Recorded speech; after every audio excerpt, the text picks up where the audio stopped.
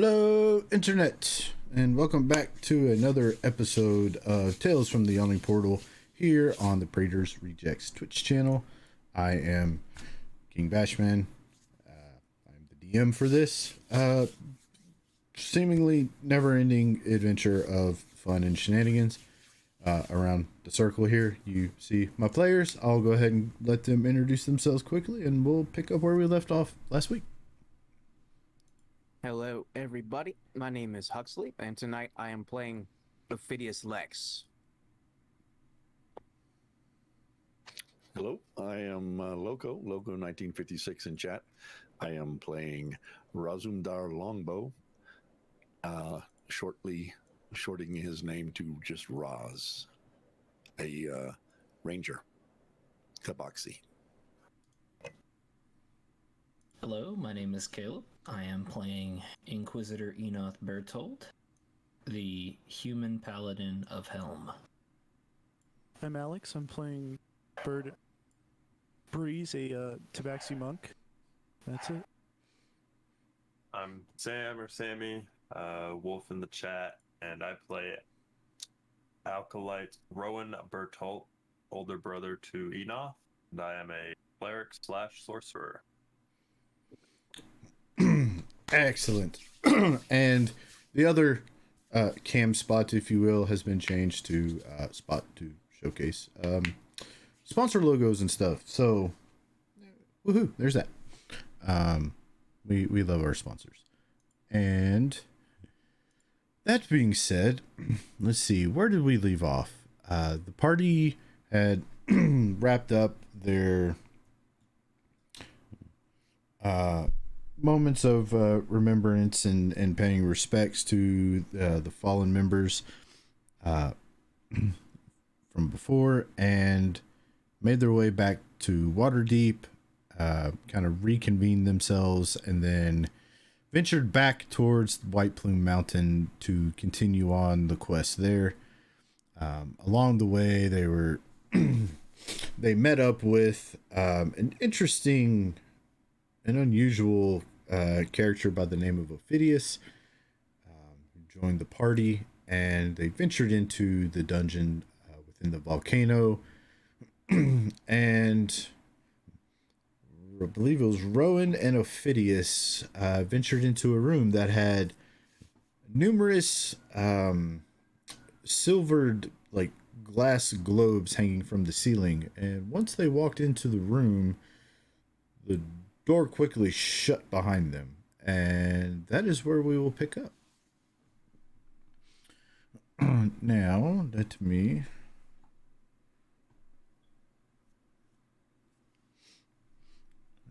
see if that works. There we go. Now, everybody has the map, yes?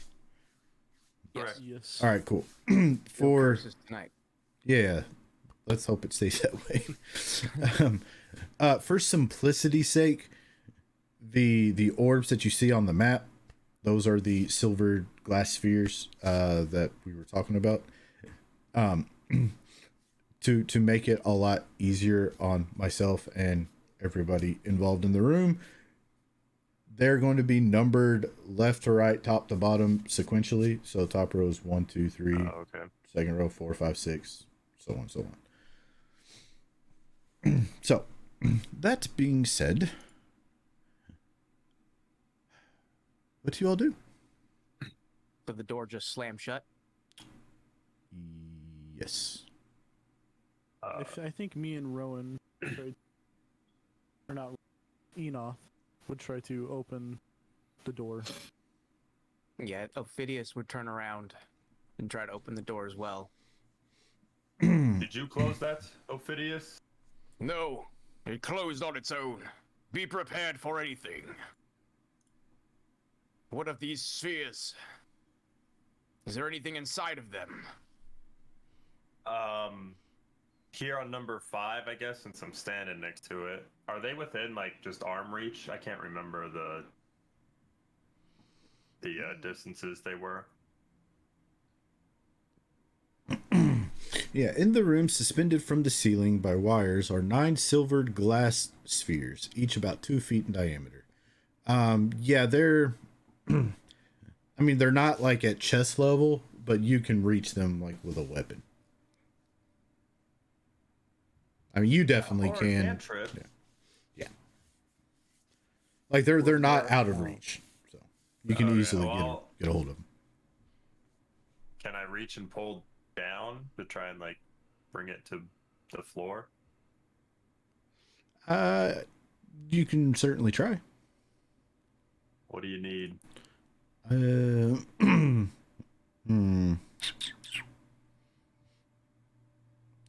death saving throw. Yes, please. Save first death. Wait, crap, wrong edition. Never mind. Tell you what, just give me an athletics check.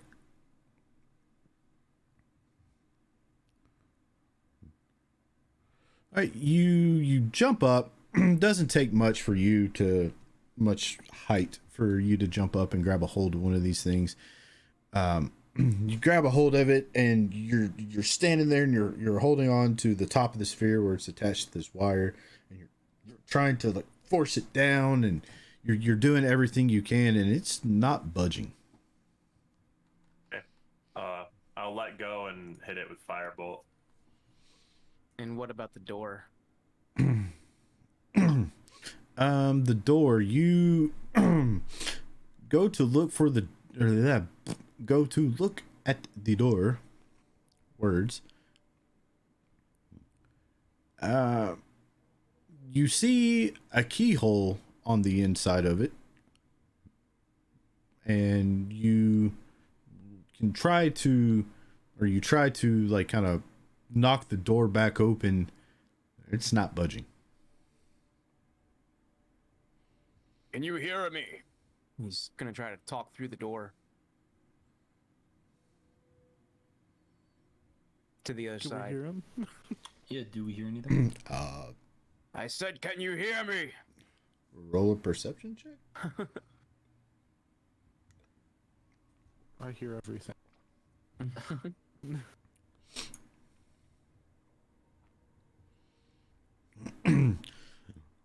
DC was not set very high. Enoth and Breeze, you hear him. No problem. Raz, you kind of hear something. You can't quite make it out. You're a little bit distracted by something. Ophidius will take out his warhammer and slam it on the door, kind of like a cop, you know, boom, boom, boom, just trying to like see if anybody can hear the sound. FBI, open up. Well, Right. Enoch would pound on the door with his fist a little bit to just make some noise. We can hear you. The door seems to be jammed. Yeah, Ophidius will turn and watch as Acolyte Rowan casts a firebolt. What is the door made out of? Iron and wood. Never mind. Okay, so you're hitting 1, 2, 3, 4, 5, right? Yes. You hit it and it shatters, and from within and sprinkled across the ground at your feet are excuse me, the remaining chunks and shards of the glass sphere. Also, you see a handful of gems and a key that is laying at your feet. Pick up the key and toss it towards Ophidius. How curious. And then I'll pick up the gems and pocket them. Okay. Ophidius will examine the key and see if it might fit the door. It looks like it'll fit the door. How very curious. Stand back. And Ophidius will try the key in the door. You go to insert the key in the door, and it fits in through the key slot, no problem. You go to turn it, it gets about maybe an eighth of a turn, and then just stops.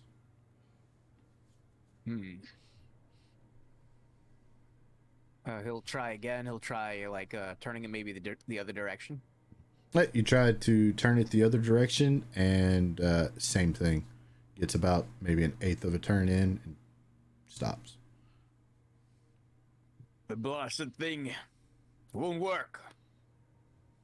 Perhaps the mechanism is too old. This whole place is very ancient. Or it's a false key. Let me smash another spear and see if there's anything in it. And I'll on number... Is there any way we can determine its contents beforehand? I didn't think we could see inside of them. Ophidius will kind of walk around the room, checking the walls, looking at the spheres. He's looking for any indication that there's any differences between the spheres or any markings or maybe secret panels or secret doors. He walks the whole perimeter of the room. He's got his dwarven stone cunning to back him up, so he's just kind of like almost spiritually running his hands across the wall as he walks. Okay. Has his eyes closed. Yeah, you kind of go walking around the room, examining the spheres, and despite what's shown on the map, they're not actually colored. That's just kind of there to help keep track. Yeah, to differentiate, so you don't have to have them all numbered and stuff.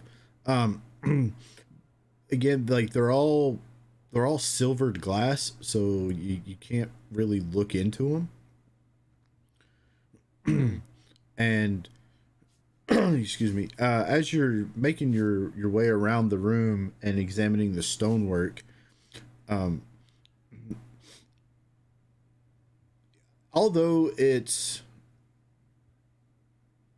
somewhat been like subject to the years of time, you can still tell that at some point, like when these stones were placed, they were crafted and placed here by someone that knew what they were doing and was skilled at it. But as you're examining all this, you don't pick up on any type of inclination of like a false panel or any kind of like hidden clues within the stonework to kind of guide you towards which sphere to go after or how to get out of the room or anything of that nature. All right. Ophidius finishes up his little survey. He says, I see no sign that there is any other way. I suppose we will have to break these one by one, be they all contain false keys or not. There seems little else to do here. I believe your fire bolts would be useful to keep us at a distance in case any of them explode. Send shards of glass in our faces. This seems to be a trap the size of an entire room. I don't like being here. Very You may well. pick. We'll go with number 2, firebolt. Ophidius pulls out his, or he's already got a shield out. He just kind of assumes a protective stance, kind of raises the shield up to cover his face slightly. Enoch, do you want to start beating the door up? I guess so. With what? Okay, so you say you're casting firebolt at Firebolt again. sphere number 2? Yep, The one right in front of the door? correct. All right, cool. Sphere number 2. Yet again, with your expertise using your firebolt, it launches out of your hand, strikes the sphere true, it just shatters. Shards of glass fall into the ground. Another key drops to the ground, as well as a rolled up piece of parchment that lands right beside it. How curious.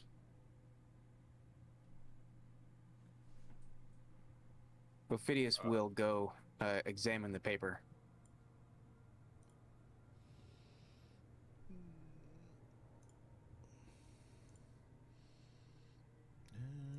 Let's see. You are sorcerer, right? Sorcerer and cleric.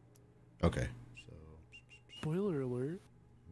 Yep. Copycat. yeah.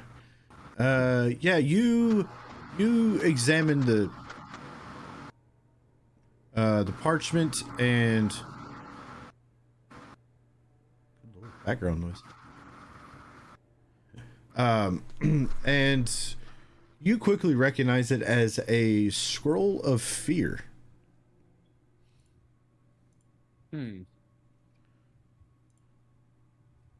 Ophidius will roll it up. He'll say, it's some form of enchantment. Causes fear in the hearts of men. Perhaps it could be useful I'll go if ahead we and run put it into in any men. party sheet. The key that dropped, does it fit? Yeah, I'll Yeah. check the key as well. I'll turn it in the lock, see if anything happens. Pretty much same thing. This one gets just you could swear it gets just a little bit farther turning in the keyhole, but same thing. It gets to a certain point, it stops. Well, Enoch, do you want to do it? It didn't work. Stand back We'll away. move on to from the next one. corners. I'll hit number 1 with the firebolt. All right, hitting number 1. Let's see what's behind globe number 1. All right. Move that. It's like a game show. Smash that sphere. Yeah. You again just it shatters. Glass starts, shards of glass fall to the ground, and you see just it starts raining down pieces of some type of metal, and a key drops beside it. And as you're looking down, you're just like, oh wow, another key, and what is all this metal? And from the ground rise up three dark figures. I need the two of you to roll me initiative, please. Oh God. While this is all happening, I would try slapping the door to see if anything. You attack the door. Yeah, I'll hit it with my palm. All right. I'm not gonna make you roll for it. It's a door. You go to strike the door, and you hit it. With all your might. Doesn't appear to have done anything. Yeah, I figured.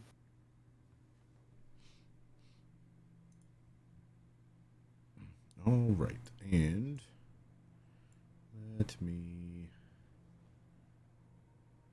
And I'm guessing the same thing on this side for us with pushing the door doesn't open it. You can try. Yeah, okay, I'll help him. Me as well. All right. Try to slide it or open it or I whatever. hope it's not a strength check. All right. The three of you all go ahead and roll me a strength check as you're trying to push the door open or pull it open, whichever way it went. It's an intelligence check to read the pull, not push sign. No. Well, one of us rolled good. Somebody's got an echo. That would be Breeze. I shouldn't be echoing. Not anymore. I think it was somebody. I think it's Loco when he pushed to talk. What happened? I think when I talked, when you press your push to talk, it played another, like it was going through a speaker. Is it still doing it? Because I don't have you. It's good now. It's good now. Okay, so three of you all kind of get shoulder to shoulder and start trying to push this door open, and try as you might, you can't seem to make this door budge.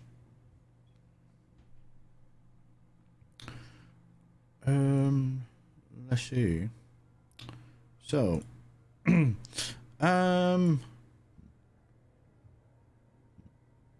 not even gonna make the two of you all roll for this. You all know what these are, being having some clericness to your characters. There's three shadows. Oh shit. Let's see. You're the closest one. So Yeah.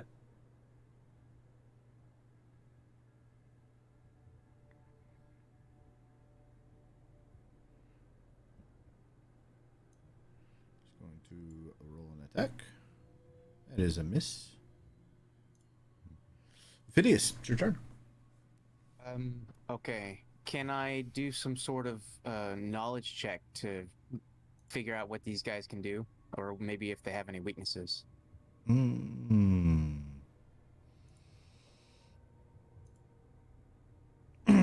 I would say Maybe a religion check? really wouldn't so much be religion. That would be more. Screw it. Being that you immediately recognize these creatures as shadows, you also know that their one well-known weakness is sunlight. Oh. Okay. Okay, Ophidius will he'll call out creatures of the shadows. And he will cast, let's see here. He's going to cast protection from good and evil on himself and Acolyte Rowan. He's going to spend 2 sorcery points to cast it as a... Oh, actually, just 1. To cast it as a twin spell. Okay. So he'll put it on himself, and he'll put it on Rowan. and that'll give us, that'll give their attacks disadvantage. It says you,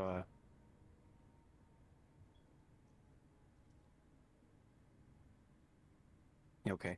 Yeah, he says, we will banish them. They chose the wrong place to fight clerics. And then he will move up this way. Okay. And then he will call out towards the door. We are being beset upon. Break through if you can. And he will pass his turn. All right, Rowan, 'tis your turn. I'm going to kind of run my fingers across the front end of my shield, tracing the lightning bolt, and as I do, it starts to light up. I'm going to use my channel divinity to turn undead. All right. And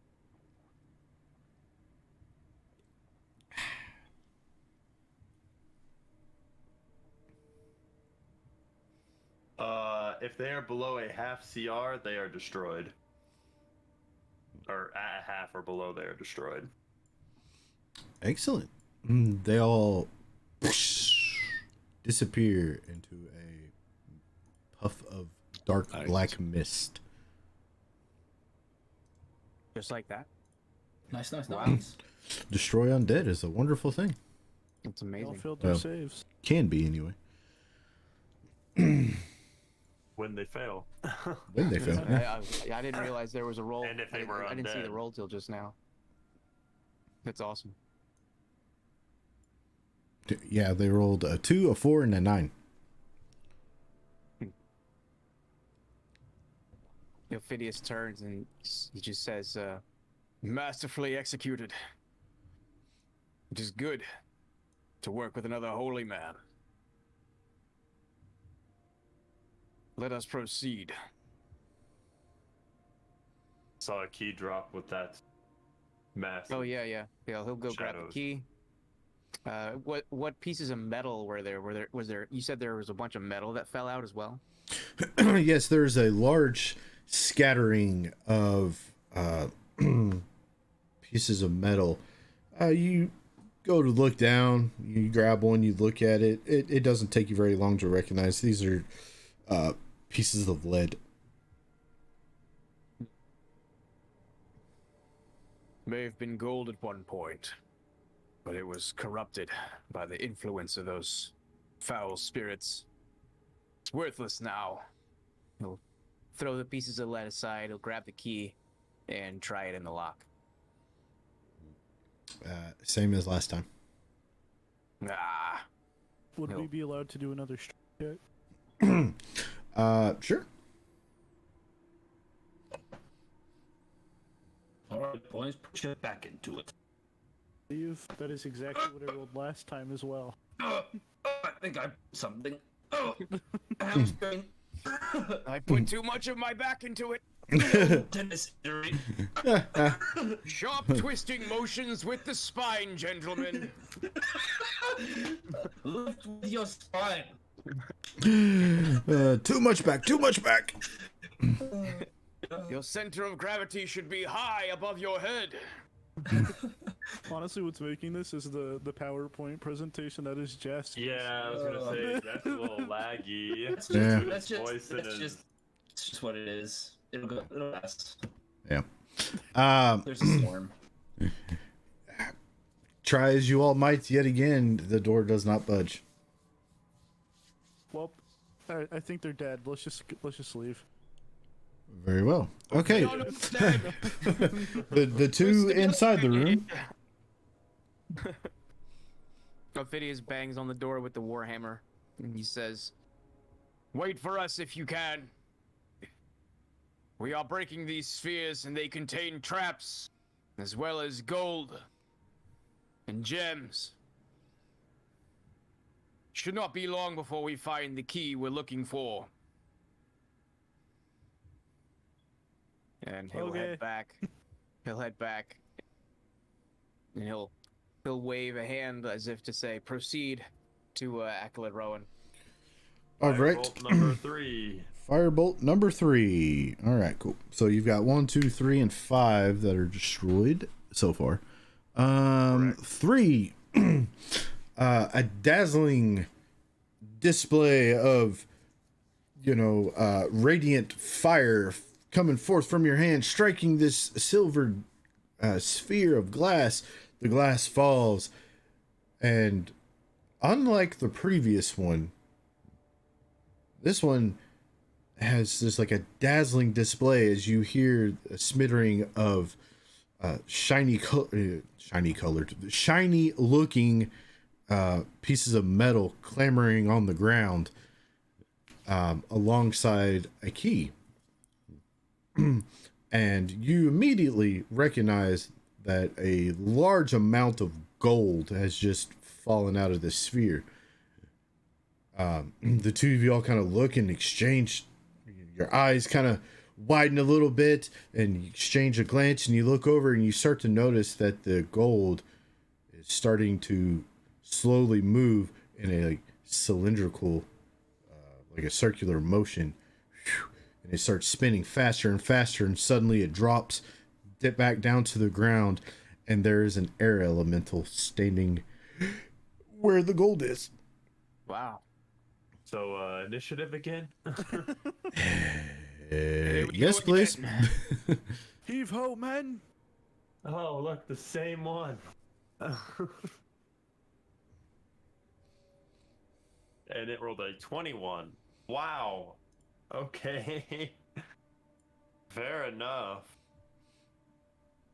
At least it doesn't have that much of movement, to be fair. I mean, it doesn't have to go far. Yeah, it's like 15 feet.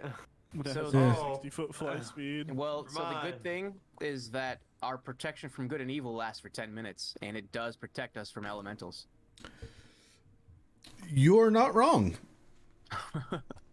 You that are not wrong. it is a good thing. The bad thing is all my spells are centered around like thunder and lightning, and I'm pretty sure air element. Don't Is this take one a of your lot damage. friends, Rowan? Did you summon this air elemental? No! Tame it. No! This one owes me money. Peace be with you. He's come to pay his debt to you in blood. Yes. Let's see here.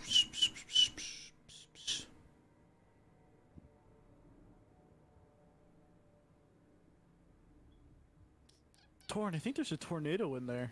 Or I said Torn, Enoth. Yeah, all the wind So just used starts to sucking through the yeah. cracks in the door. Torrent looks up from the table at the Yawning Portal. He looks up, he's like, I think somebody just said my name. Nah. Nah. Goes back to Nah. drinking. Let's see. Okay. It is going to. Let me see here. Let me check this.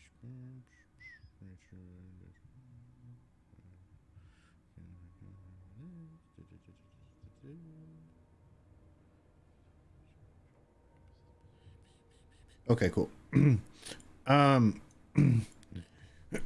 The air elemental kind of like looks towards you all, and he starts spinning his arms really fast as a whirlwind just slams into the two of you. And let's see, the two of you. Go ahead and give me a strength saving throw, please, the both of you.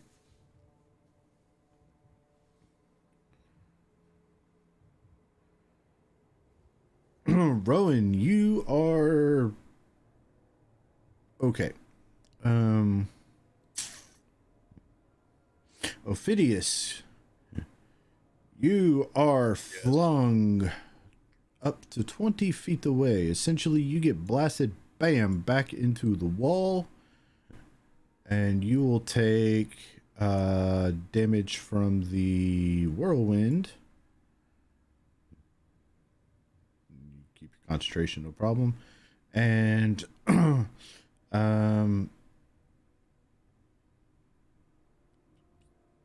yep, you are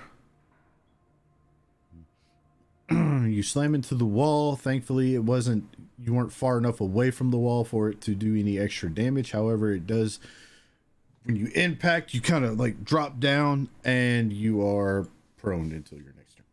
Oh, okay. And that's its turn. So, Rowan.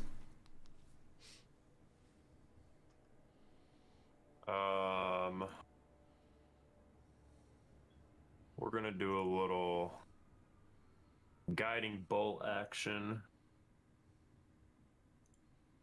A little guiding bolt. Yes. Some guiding bolt actions. Very Ooh, nice. very nice.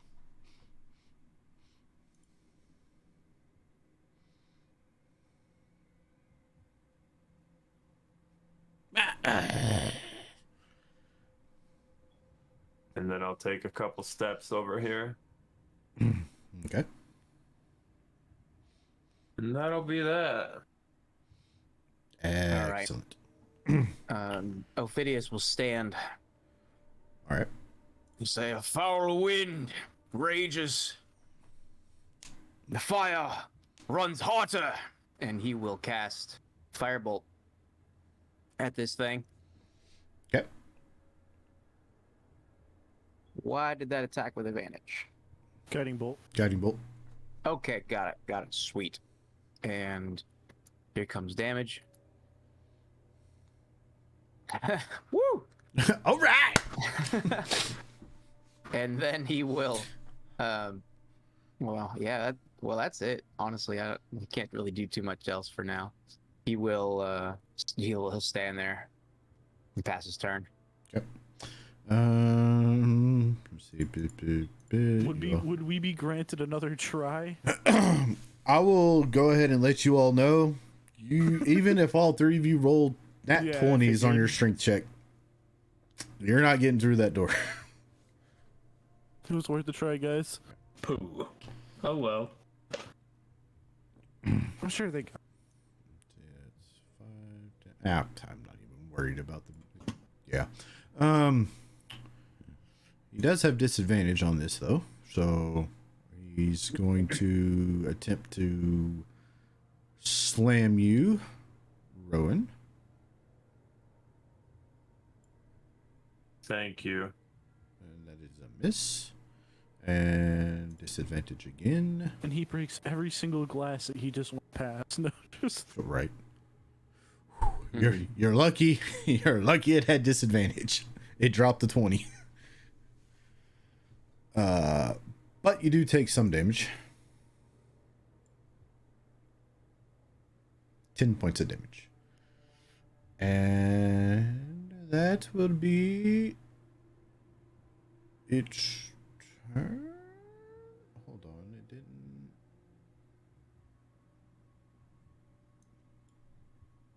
Okay. Yep. Rowan, it's your turn. You got an air elemental in front of you. I don't like that very much, so I'm going to cast Shield of Faith on myself. Alright. Alrighty then. all right. Alright. And then we're going to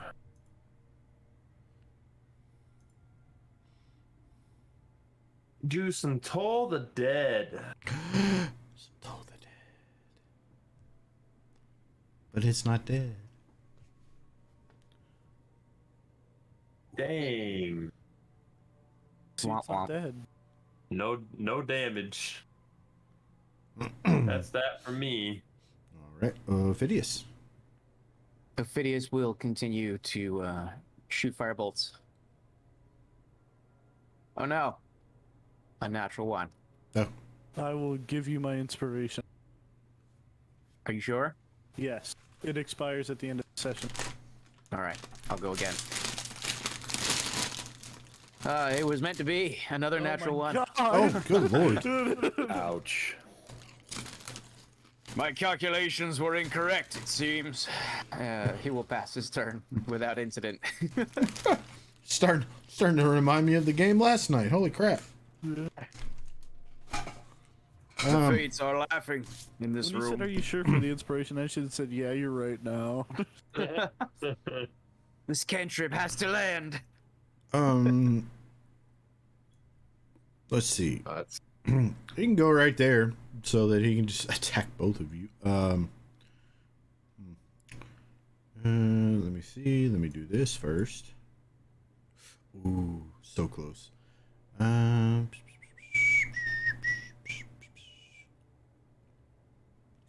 He'll do an attack on both of you. One each. Rowan. That is a miss. And disadvantage. Slime attack on Ophidius. That is a hit.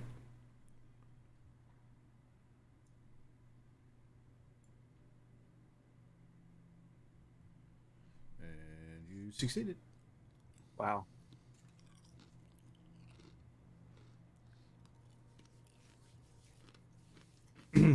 Although the DC should have actually been one higher. I don't know what the hell that deal is, but anyway, regardless. That's right.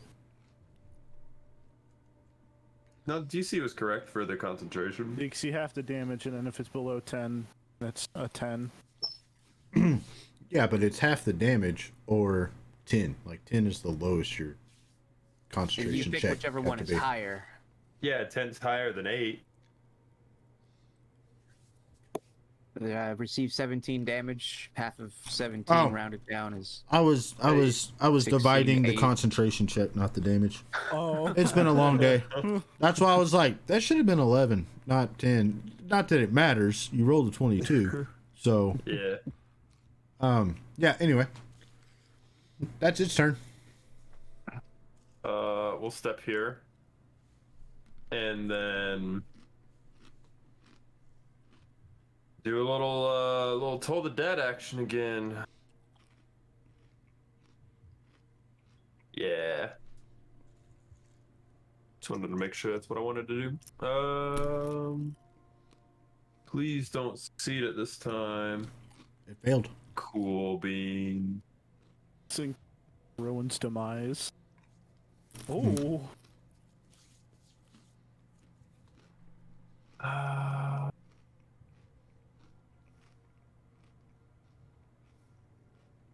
That will be. You know what? No. We'll also, as a bonus action, we're gonna cast Spiritual Weapon Okay. and just place it right next to it, next to Ophidius. Run square above him.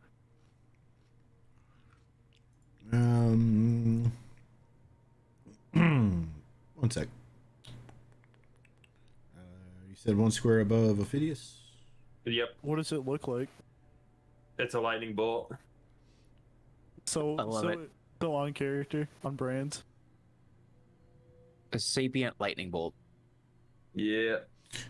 Well, The you don't bleeds. get a lightning bolt, but you'll get a lightning arrow. Yeah. That works. Hell yeah. Oh, do the whistle. It's like Guardians of the Galaxy. This isn't a good time to do that because he dies, but spoiler. Ooh. Yikes. Oh, that reminds me. Ophidius Lex is played by Patrick Stewart. Oh, okay. I That's it didn't for mention me. that last time. All right, I gotta delete that token. Very key Too- detail. Too small, too hard to see. Yeah, it's hard to see that.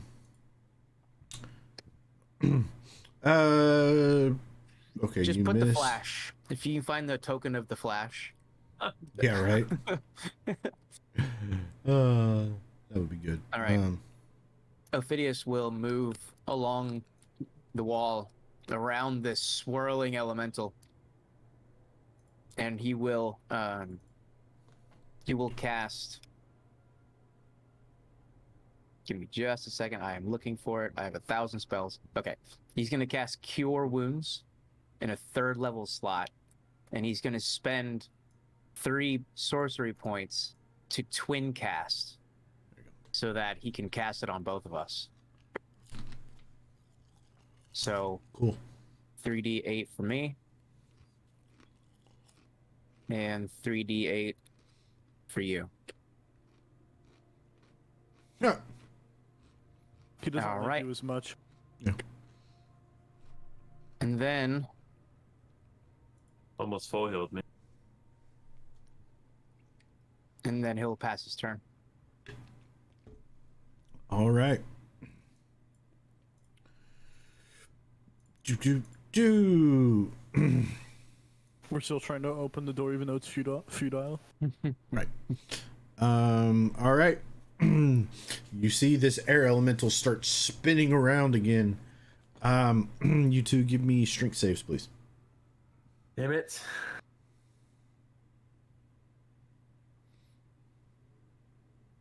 I would just like to say, Ben, that was a 15 on my screen.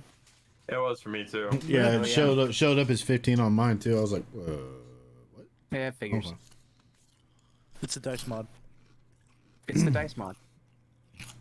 Well known. It's well known. It's Okay, so 2. Staple of our stream.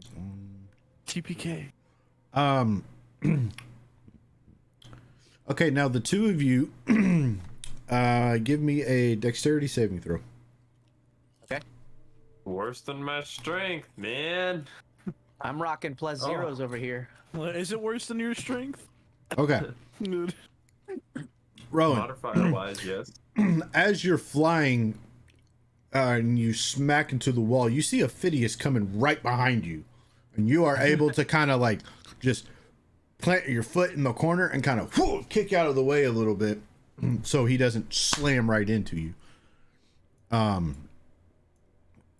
So that being said, so you don't take any extra damage. Well, you don't take any extra damage from Ophidius hitting you.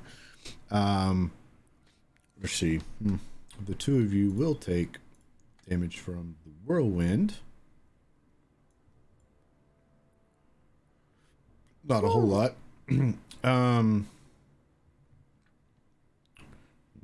And the two of you, because you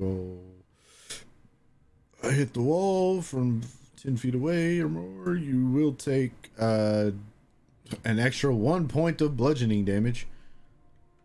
And the two of you My are... concentration breaks.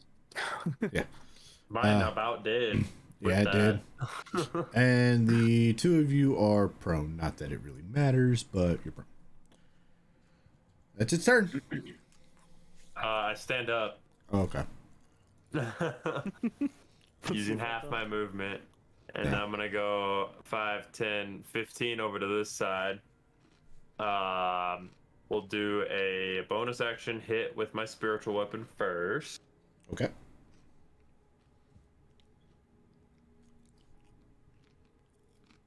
Whoa. Max damage. And then we will do another Toll the Dead. Another Toll the Dead. Oh, but it succeeded. Damn. Oh.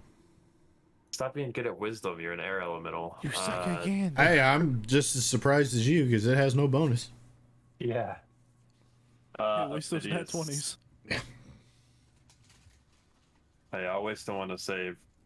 Okay with All that. right. Ophidius will stand, and he will focus his mind on this whirling air elemental. He'll mutter a prayer to Primus, the highest and most holy of the Modrons. And he will say, "I can sense an opportune moment approaching."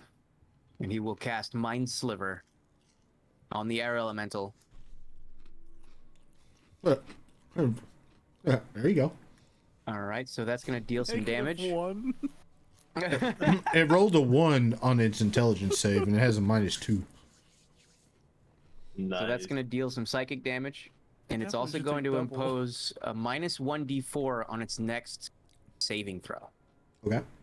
And then, as a bonus action, he's going to quicken cast a spell called Mind Whip. Are either one of those cantrips? Mind Sliver is a cantrip. Okay. Where's Mind Whip? Okay. So here comes another save. Ooh, that was close. -3. Wow. So here comes some damage, more psychic damage, and he'll shout out, "Do you comprehend your insignificance here?" And then he will impose another condition, which is that, all right, it cannot take any reactions until the end of its next turn, and on its next turn, it has to choose whether it gets a movement or an action or a bonus action, and it only gets the one that it chooses. Either a move or an action or a bonus action, and that's it. Cool. And then he'll pass his turn. All right. All right. And let's see here.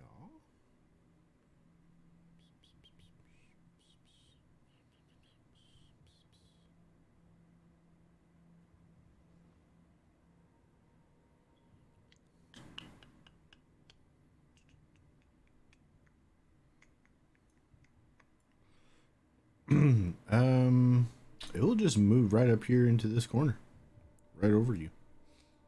Okay. Rowan.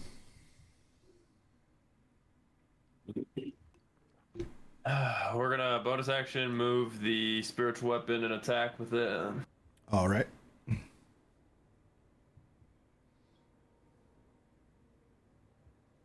That is. Will be Nice. not as much damage as before, but I'll take it. And then once again, action Toll the Dead.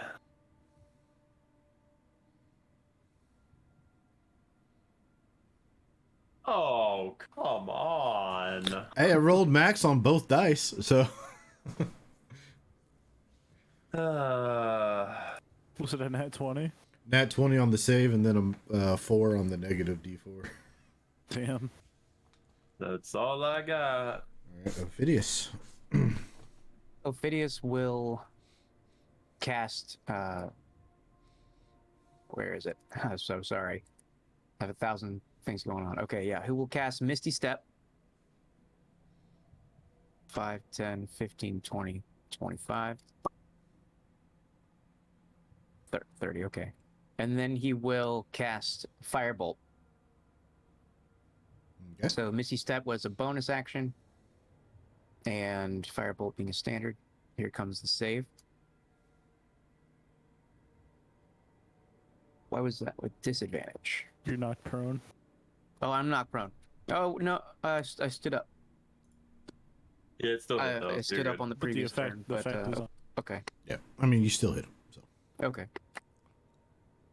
So there's damage, and Oh. then he will. Oh, He will and then wow. dissipate like vapor in the wind. That was a little harder than the undead. Let's see, that was 3. Okay. And Quite the test of our skills and talents. Are you injured? No. Just me then. Right. Not particularly, you know. Ophidius is coughing up blood. I would make Ophidius make a perception check for this, but Rowan, you're standing right beside it. You go to look down, and all that gold that you saw before is gone. Gone. And in its place, you see a singular golden crown inset with gems. I'll pick it up and pocket it with the gems. Okay. And then, I will add it to. I held this. This is simple. I can just put it in your inventory. while my spiritual weapon's still up, I might as well utilize it, and I'll have it hit number 4. Okay. Hold on. Oh, there you go. Gold crown. So you hit numero 4. All right. Number 4. Let's see. Again, it shatters. Glass shards rain on the ground, and you see a key drop down, and you see a a vial with a cork top on it dropped to the ground. This clear liquid, which seems to float at the top of the vial, and it has cloudy white impurities drifting throughout inside. Pick the key up from the elemental spot too, since I didn't do that yet. All right, give me an intelligence saving throw. No, you pick up the key. It looks just like all of the other keys that you've found thus far, and what do you do? We'll try the key that was in Globe 3. Okay. Ophidius is gonna cast a spell on himself, Armor of Agathis, and raise a shield of 20 temporary hit points. Okay. And then he'll also cast a heal on himself at second level. Cool. For a whopping 4. That is 4 hit points. Man, Second level spell. Them ones though. Yeah.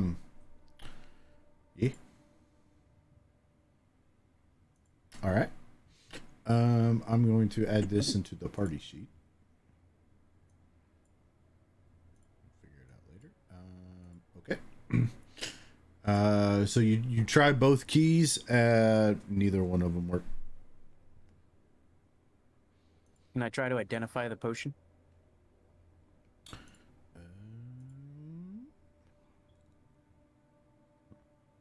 You can. Do you have the identify spell? No. Okay. Never mind. I guess I can't do it. Globe number 6, while spiritual weapon's still up, and then I would say it probably disappears after that. Yeah. Ophidius moves to the other side of the room. Okay, so you said sphere 6, right? Yep. Cool. And as it shatters, the spiritual weapon would disappear. Okay. Cool. You hit it, and or the spiritual weapon hits it like the lightning bolt. Granted, it's like a lightning sword on the screen, but you know what I mean. It hits it. This globe shatters. You see the excuse me, shards of glass kind of litter about. You see some jewelry fall down, a key, and as you look down, you see the key, and you just kind of look up, and all of a sudden, you just see a grayish looking gelatinous creature drop down. Here we go again. Son of a bitch.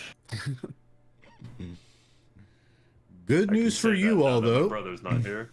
Right. Good news for you all, though. This one did not roll high on initiative. I'm rocking a +0 on my initiative bone. You trying to say Bonus. something about your brother? Sam? Hey, I didn't roll too high on my initiative either. Jonathan has his ear to the door, and he's like, "My brother just said Is that." that swearing in there? Yep. Not on my For shame! not on my Helm Discord server. Yeah, right. All right, Ophidius, it is your turn. Okay. Can I try to identify this creature and any of its potential weaknesses or invulnerabilities or whatever? Give me a nature check. Okay. Nature. That's 16 grab you.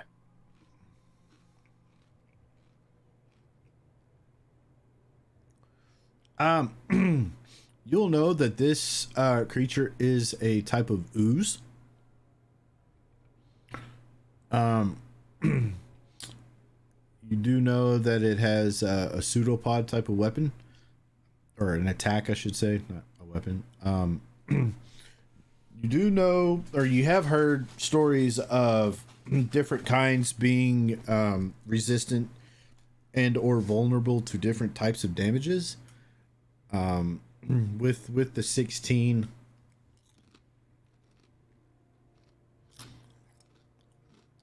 I'll say, I'll tell you what. Let's see. With a 16, I'll say you know that this gray ooze is resistant to fire damage. Okay.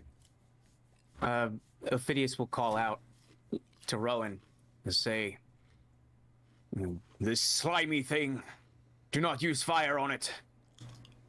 See if it enjoys your lightning instead." Ophidius will use Mind Sliver on it.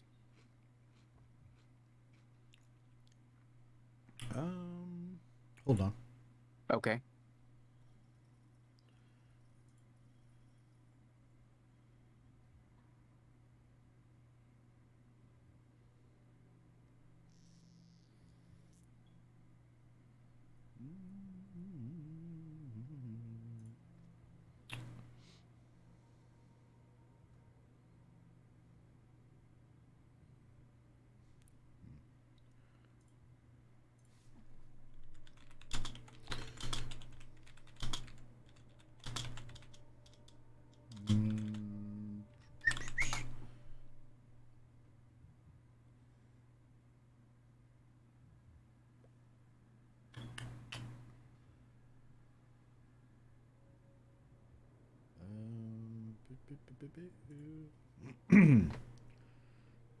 Let's see.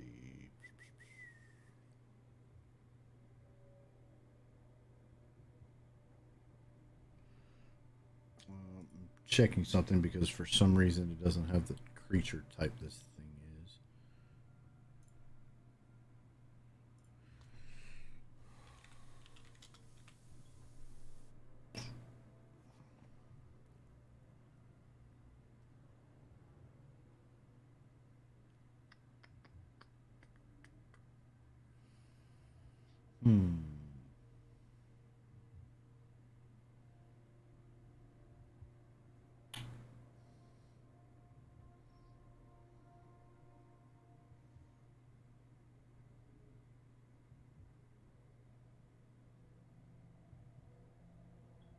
Hey, you know what? Screw it. Go for it.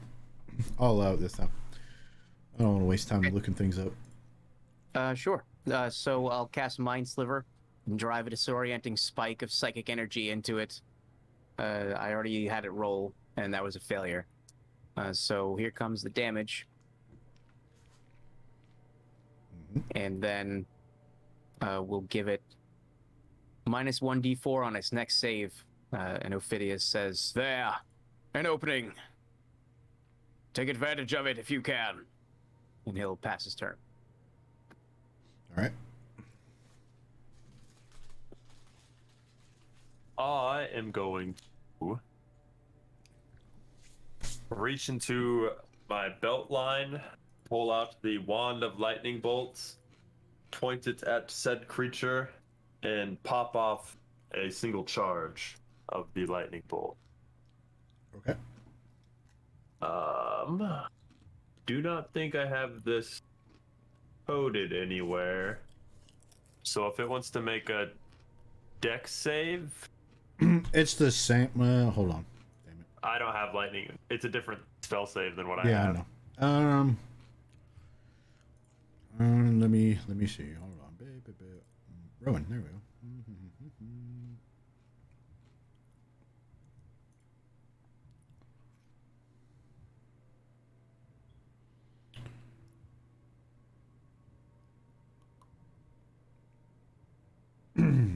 What is the save for lightning bolt? 15. What type? Dex. Dex. Oh,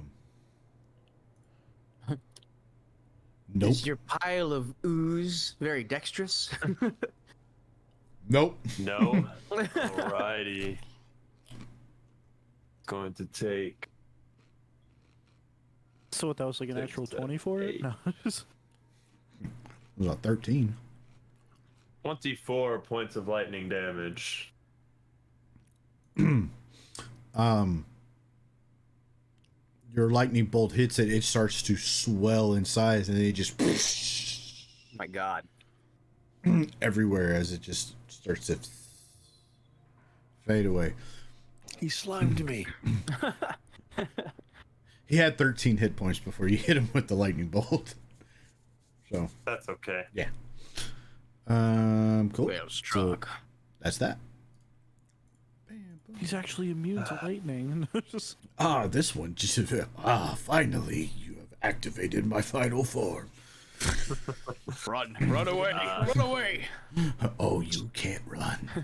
Yeah. The key, I suppose, that it Yeah. dropped. Phidias will go examine the goop, looking for the key. You go to look for the key. You don't find it. Oh, yeah, I'll check thoroughly and make sure I'm not missing anything. Do you want me to roll perception, or is it just not there? Give me a history check. Okay. Boom. History. You seem to remember that oozes have a corrosive characteristic to them. Oh no. There is a chance, however slight, that the key was ingested by this slimy creature. Let us hope that is not the case. And he moves over towards the door and he says, I'm ready when you are. Oh boy. What would be next? 7. We'll go with 7. There you go, 7. You shatters sphere 7. The shards fall down. You see something resembling a key falls down and another rolled up piece of parchment. But Phidias, go check it out. Yep. He will walk up, he will check the parchment, he will grab the key. The parchment is a scroll of hold person. Very interesting. This would be good for interrogations. It freezes a man in place. It's in the party sheet. All right. So he will roll it up. He will put it. Oops. He'll put it away. He'll try the door with the new key. Surely this one will work. You go to put this key in, you start to turn, and it starts going, and you're thinking, "Oh yes, finally, the key!" Ah, yes, finally. It starts going, and as you start to get it to where it's like you've opened enough locks and enough doors with keys that you know that spot when the tumblers and the locking mechanism releases. It starts to get close to that point, and the key just turns to dust. Oh, for crying out loud. Number 8. I must have turned it too strong. I don't know. I don't know my own strength. I accidentally destroyed it. it's gonna be the last one you guys break. It is.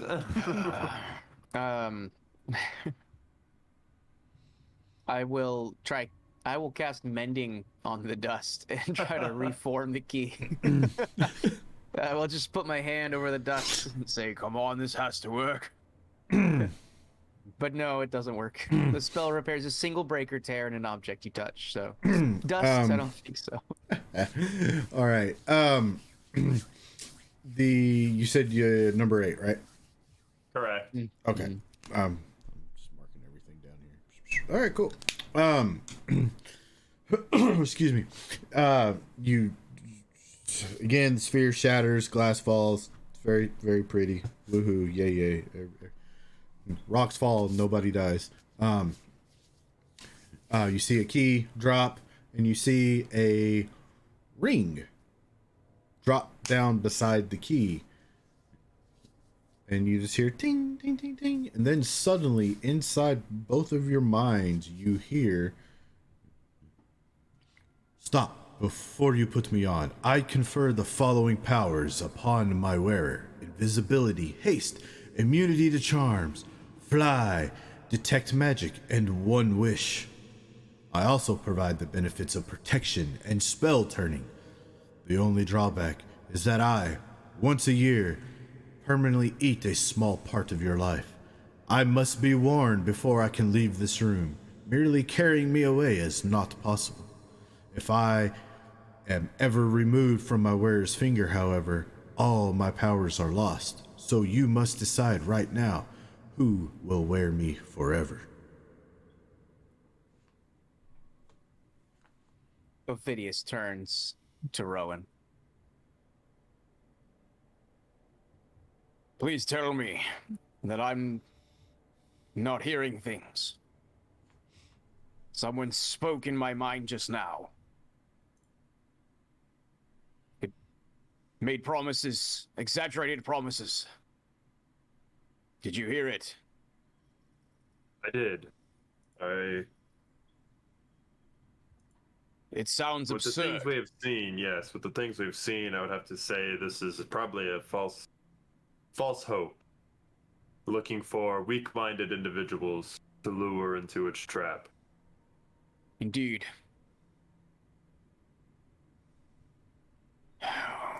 Perhaps we will leave the ring behind. I say we just grab the key. Yeah, Ophidius will grab the key. He'll look at the ring, but he won't touch it. And see if it bears any markings or anything he can recognize. Not really. Nothing you can recognize. It does appear to be like a very finely made ring of silver, I think. Ophidius will stand over the ring. He's a very squat individual. You know, he doesn't have to bend down very far to be close to it. He'll just bend over a little and he'll say, "Speak then, if you can. Let us parley, if you will." Foregathers, thank you for the follow. Welcome to the Rejects.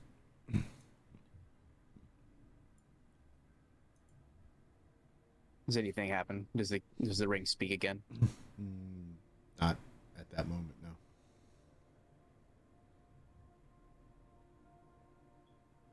Do you have the power to move objects without actually touching them? I believe some wizards call it Mage Hand. I know the spell. If we get the door open, we could try to move it out of the room with Mage Hand. To what end? Let the others take a look. My brother might have ideas, but I don't think anyone else should enter the room once the door is open. It is worth consideration. Perhaps it could be brought back to be disenchanted. Things like this, speaking objects, things with minds of their own, they cause ruin in the world. He will walk up and try to unlock the door with the key. You put the key in. And hold on. You put the key in, and as you go to turn it, you get about like halfway turned, if you will, and like just suddenly the key just like turns like out of your hand, and the door flings open as those three go to bury their shoulder into the door that is no longer there. Ophidius, give me a dexterity save, please. Okay. Dexterity save. Rocking my 0, my 1 + 0, baby. Yeah. It's like a triple sack. Yeah, you put the key in. Rowan, you're kind of off in the corner, but you're seeing this. You just see the key kind of spin out of Ophidius's hand. You see the door just suddenly swing open, and then all of a sudden, it's like the three of them were just leaning on the door, just come woof right in through and knock Ophidius back. Taking 70 points of force damage. No, Yeah. 70. I have 5 hit points remaining. yeah. No, 4 hit points remaining. And then you take 4 points of shame damage. Yeah, yes. Falling in the glass shards. It hurts the most in my heart. Yeah. And another elemental spawns. I'm gonna step over them out of the room, kind of chuckling to myself. Idiots. I imagine Enoth tackles Phineas and looks up and goes, "Brother." Have you been cheating on me with another cleric? Where art thou, brother? Oh, brother, well. I am a Phineas- man of constant sorrow. My apologies. Phineas Randall. calls Romeo and to, Juliet. Ophidius calls to Rowan. Wait a moment. What of this final sphere? We should destroy it, and whatever trap it contains, so future explorers and archaeologists can examine these ruins in peace. As he's saying that, very well, and firebolt right over the top of his head to the Ah! sphere. Making it terrible. You can attack anything below a 20 hits him. It shatters, glass falls, and slowly, like, you see the glass shatter and fall to the ground. You know, like all other 8 that you've destroyed in this room now, fall and just kind of shatter down. But then you see the backside of what appears to be like a skull just kind of slowly coming down. And it spins around, and you see it's got 2 big gems in its eye sockets. And its mouth kind of just swings open and just lets out this cackle as you realize you are now face to face with a demi-lich. Well, I'm just kidding with you guys. Some gems and another key fall out of it. I can move 110 feet per turn, so bye guys. Well, you just run past me? Yeah. Yeah. Bye. Is that really what you do, Breeze? No. You There's not a oh, you go Demi-Lich there. fast. That's what you said to the group. You were like, I go fast. I I go did. fast. I go fast. I go Hello, fast thank you and for the punch follow. things. Welcome to the rejects. Well, unless you want to beat him to it, Ophidius will walk forward and grab up the gems as well as the key. He will leave the ring behind. Yeah. No. He'll cast Mage Hand, and he will. Does the mage hand put it on? Yeah, the Mage Hand slips the ring on and then cast Wish to gain the rest of its incorporeal body. Now we're fighting a mage. It's just a mage. Terrible. Finally! It's the real boss. For a millennia, everybody's been using my hands for their own stupid purposes. Now I will get my revenge. So many hand jobs. Oh god! What? I knew that was gonna happen. You guys are always getting on to me about this kind of stuff. This time. Vengeance shall be mine. Technically, what he said made actually made sense. All right. What you said was just a generalization of a type of people in the game. So, They're all hand jobs. If you think about it. This okay, looks yeah. like a job for a mage hand. Yeah, I'll go ahead and put the gems in the party sheet. I'm sorry for making that conversation go into what it did. No, you're not. Yeah, you should be. Ophidius brings the hand forth with the ring in the palm, and he says, "This ring spoke to us. It said it was enchanted to grant the wearer great powers. That is obviously a ruse, but we can take it with us and perhaps have it disenchanted. Does it speak that to we us? Claim the gold." Yeah, does it speak any further? Like, we picked it up with the mage hand. Yeah, when you all enter the room, it says the same thing to you all as well. Oh, Can well, I there you go. incite the ring? Why don't you just try to strike it with a magical weapon? Is that possible to incite a telepathy type of thing? I mean, you can certainly try.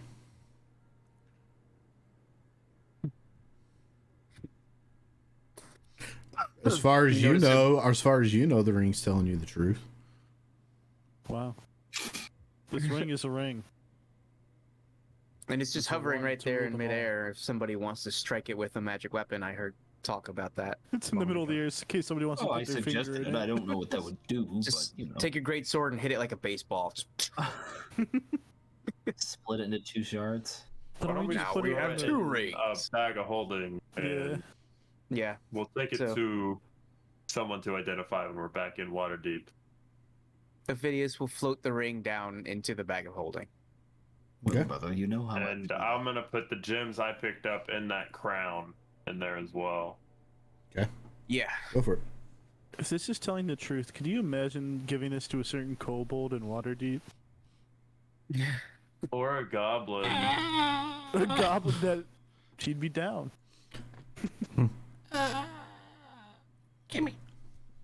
Well, shall we continue now that Ophidius and I had our alone time? Sure. Well, when you put it like that, It was not a bad time. We I feel made like Santa we most have of the work.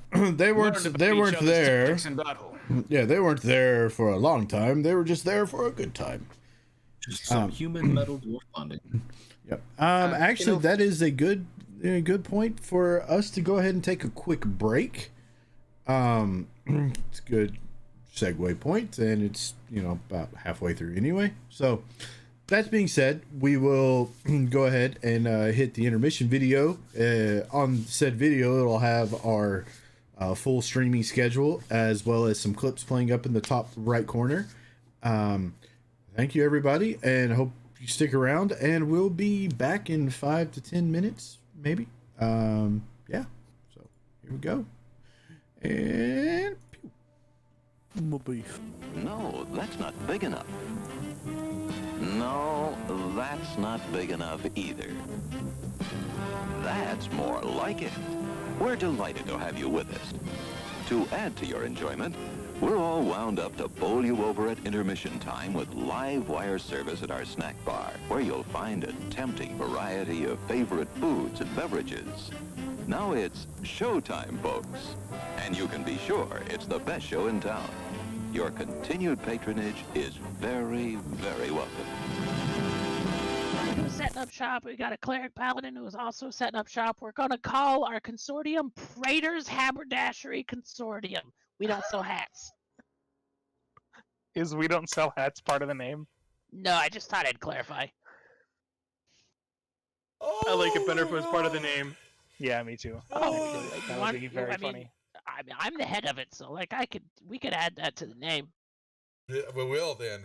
We're going to have shirts made. I got to get their portraits all put together, and we're going to have merchandise. Oh my god. This is going to be awesome. Praetor's Haberdashery Consortium. Parentheses. We don't sell hats. I would buy one of those shirts. It's intermission. Rise and stretch time. Time to refresh yourself and visit our snack bar. Got a yen for hot popcorn? Your favorite soft drinks are sparkling cold. The juicy Frank sizzling hot. There's delicious coffee, freshly brewed, and all kinds of ice cream and candy to tempt you. Showtime will be announced loud and clear to get you back to your car in time. So stretch your legs. Come to the snack bar now. They don't really apply to level 0 characters. They don't? Okay. All right. So then I won't grab them. I thought that crit might be that extra one. Okay. So here's the regular damage. Oh, say good night, Francis. Oh, that's Chip. Oh. Oh, I'm sorry, Chip. Suck it, Chip. Whoops. I thought I'm sorry, sir. This is a private mountain. But I only wanted This mountain is reserved for patrons. But it's a supply depot for all sorts of good things, which people can get at the snack bar. Like soft drinks, candy bars of all kinds, delicious popcorn, and refreshing ice cream treats. But I am a patron. Well, why didn't you say so? Be our guest.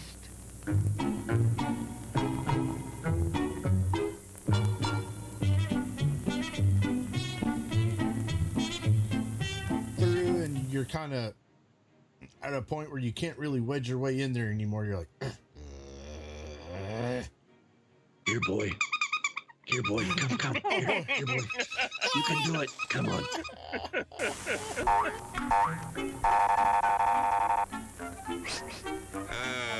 Yes, sir. May I help you? I'd like 2 of those, please.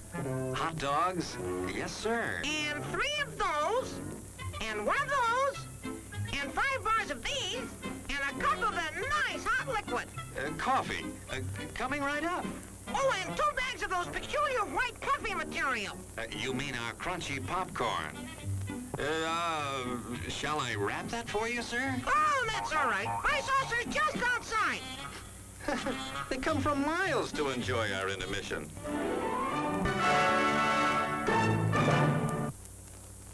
I'm terribly sorry. Bjorn, you explode, and in your place is a sweet roll. Nice.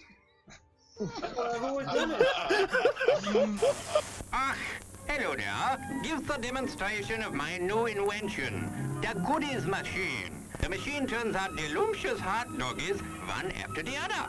And thirst-quenching sodas also. Gives popcorn of the most tasty kind, plain unbuttered. Candy too, crunchy and dandy. Steaming hot coffee and ice cream too. These goodies are at our snack bar, just waiting for you.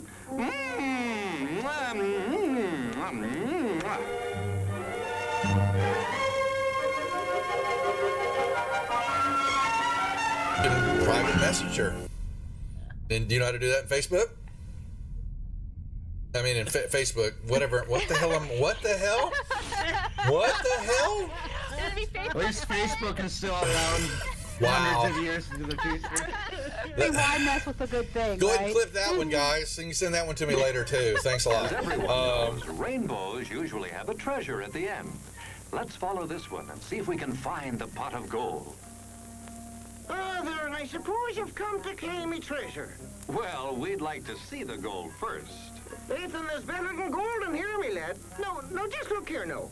Candy, refreshing soft drinks, popcorn, ice cream.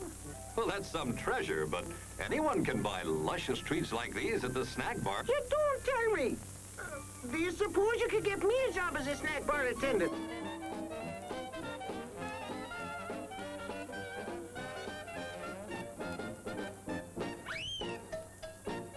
Brass knuckles he's wearing, and the creature just. How did the creature go? One more time? What? One more time? No, that was it.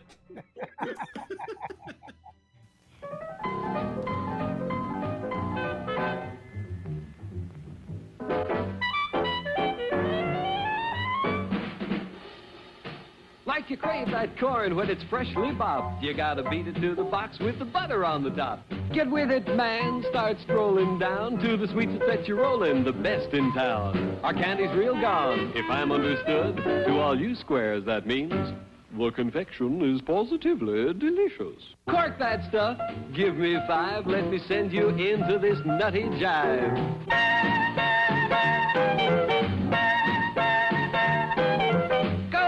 Go, it ain't very far. Shake it on down to this cool snack bar. Come on, Jill, give us a treat. A friendly pepper-upper with a tasty beat.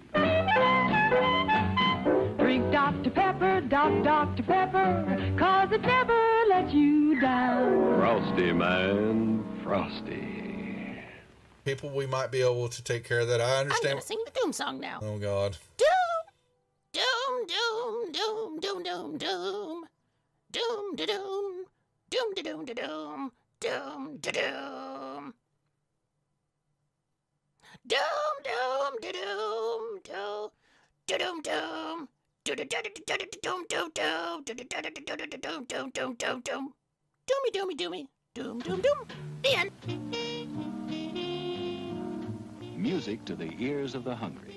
The sizzle of a mouth-watering hamburger. Fresh, lean beef, done to a golden brown, couched in a soft bun, and garnished to taste. Man, that's hunger heaven. And you'll feel like you're heaven sent when you get one at our refreshment stand. Happen, let me see. Is there a deception check for a horse? Does a horse have a Ooh, it's going for the Like deception for a horse. Yeah, horse has I got love it. deception. So the horse goes up, and you great. see it. It's looking a brief second. It looks at the plant like maybe it's something even tastier, but then it sticks out its tongue and it pulls back, and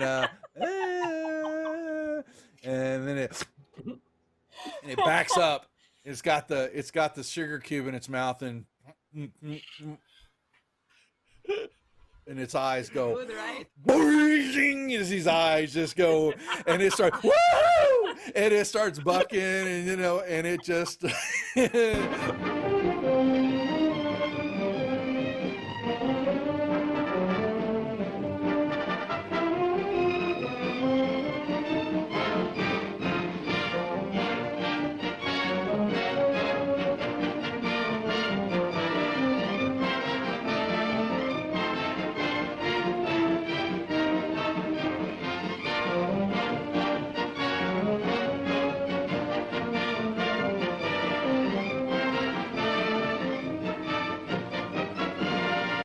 and he was looking at something in his hand, and he is standing up, and he grunts out, "Who the F are you?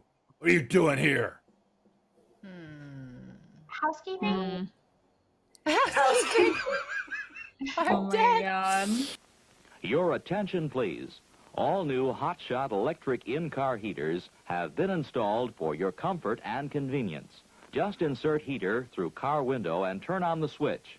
When leaving, please turn switch off and replace on speaker post.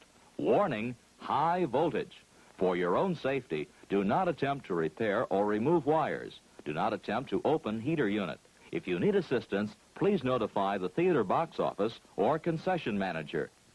She had red whelps, and skin was looking all grotesque and all that, and she let out a little bit of a mumbled roar, leveled the gun at everybody in the room there, and that was where we cut last week. So that was where we'll pick up the action now, unless there are any questions or anything else that the group would like to add. I have a question. Please ask away. What is a mumble roar? Mumble roar. Uh-huh. Settle back now, content, comfortable, well-fed, and ready for some fine entertainment. Is everybody happy? Then let's go.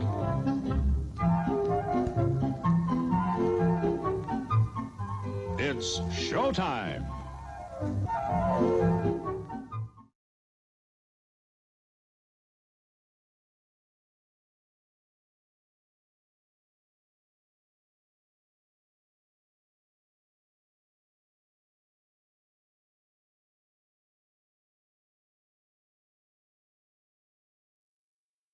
Put on the ring and wished for a better adventure.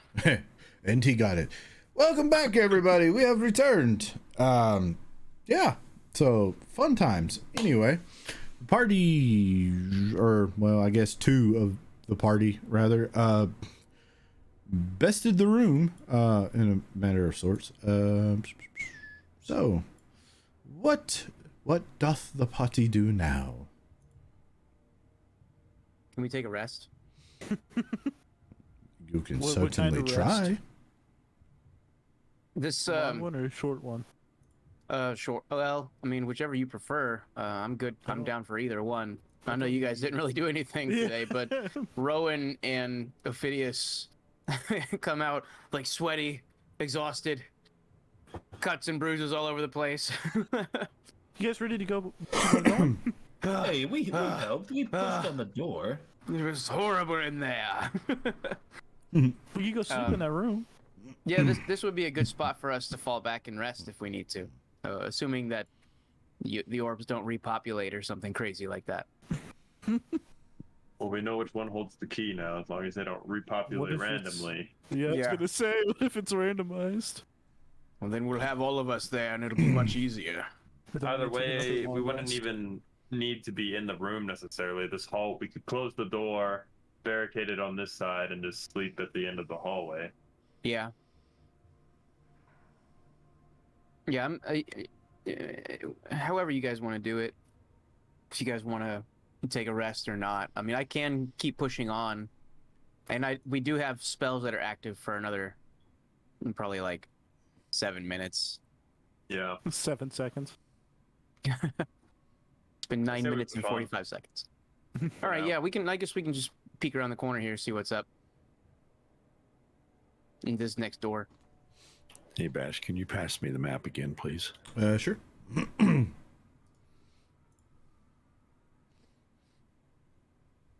Thank you.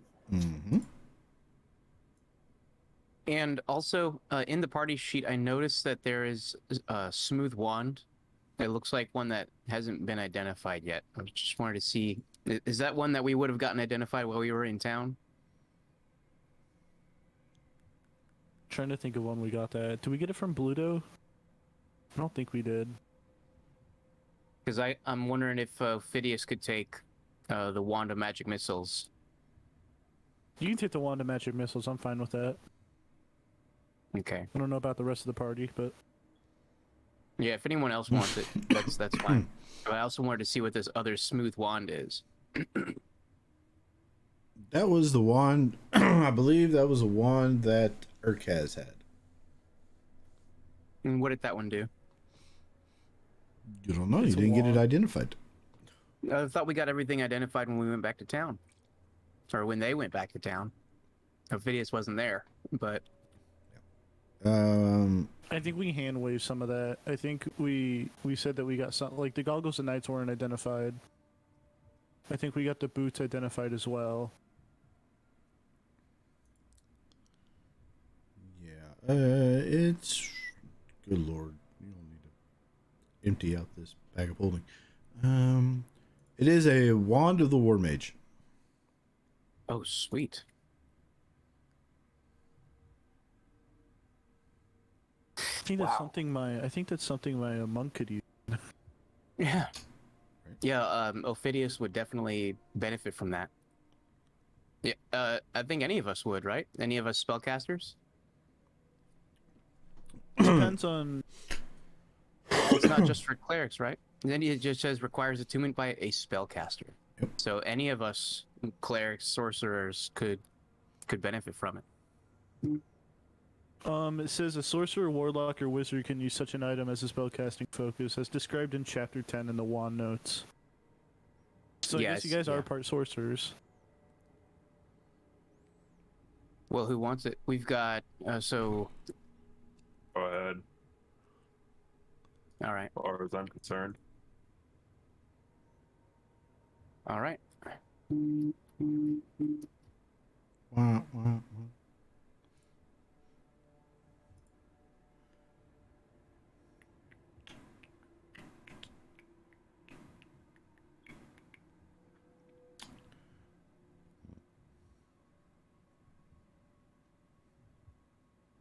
Well, carry on my wayward son. There'll be peace where you are done. DMCA, no more. Yeah. I will say, if you are going to attune to the wand, you will have to, attune to it over time. Oh yeah, I'm tracking. Within I'm an not going hour, to do it I believe. immediately. So that being said, you all make your way down this corridor and you see another closed door.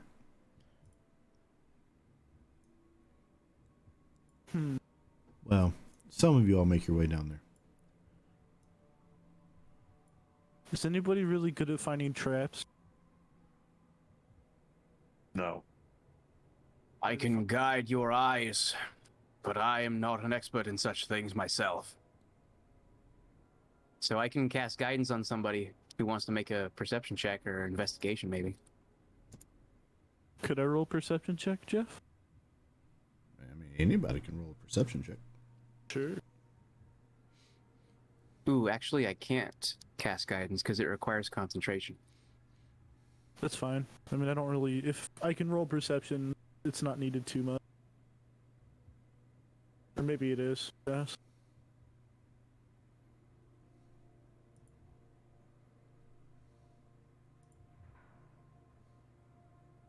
Is it just a door? Excuse me. It appears to be a door. The door What does is not it made appear out to of? be trapped. Stone and wood, or not stone and wood. Metal and wood. So like the last one, pretty much. Yeah. I put my ear up to it and see if I hear anything in the room. Don't hear anything from the other side of the door. Okay. Is it locked? Do you try to open it? I'll look back to the party and say, we good? Good as can be. Well, go and open the door. You open the door. If it's unlocked. It is not locked.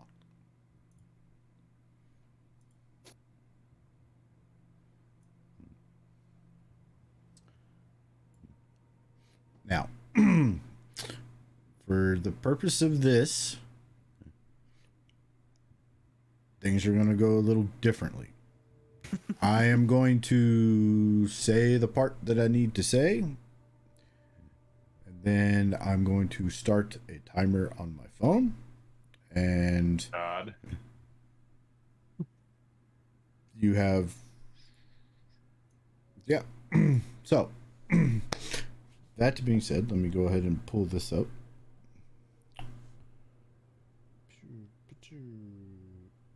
Stopwatch. Cool. All right.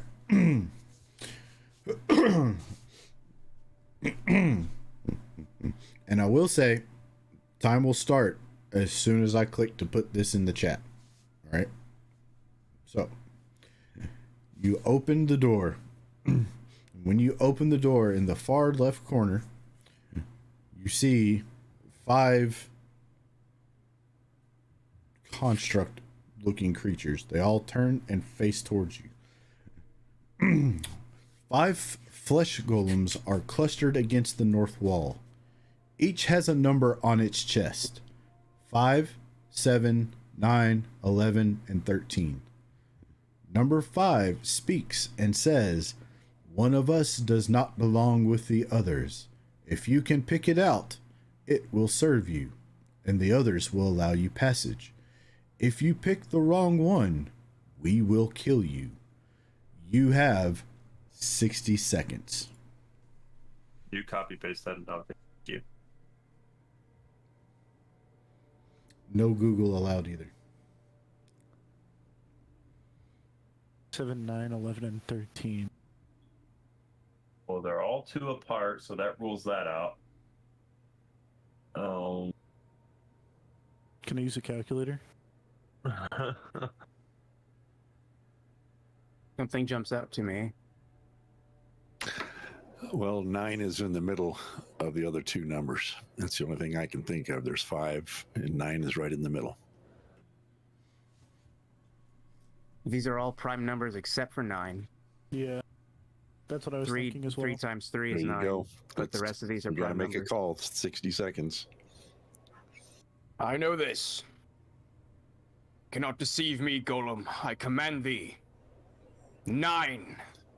9 is the one that does not belong.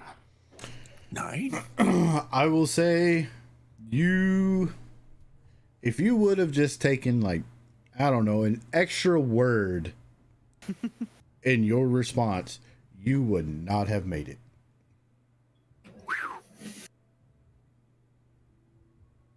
Oh, what? Our time. Oh, we were running out of time? Yeah, if you had said one more word, we would have ran out of time. Yeah.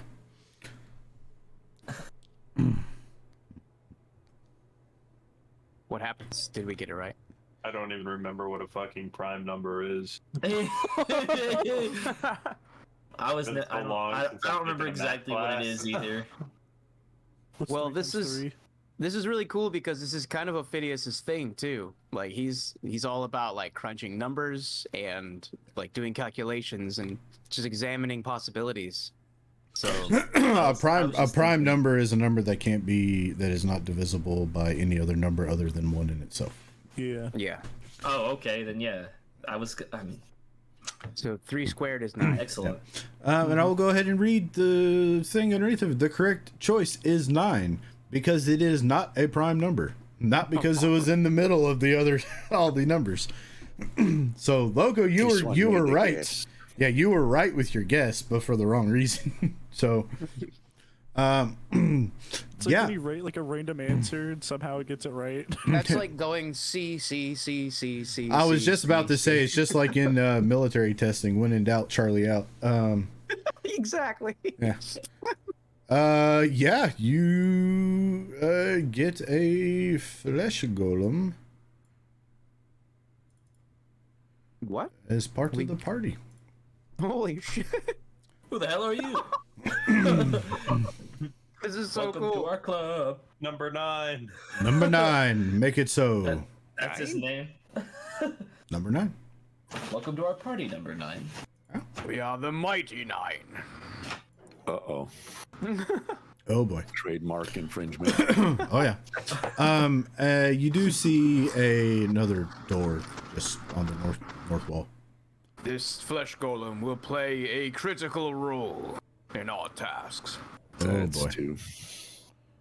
All right, I'll stop. I don't know, didn't do we're it. getting kind of close to the wall here. Only OGs know. Yeah. I will go ahead and clear initiatives. There we go. Okay, so yeah, That's so cool. Does it say anything? Can we talk to it? What is your designation?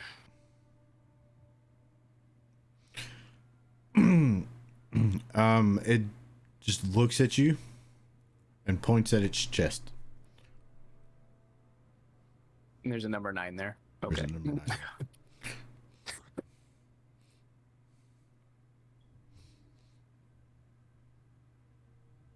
Shall we then?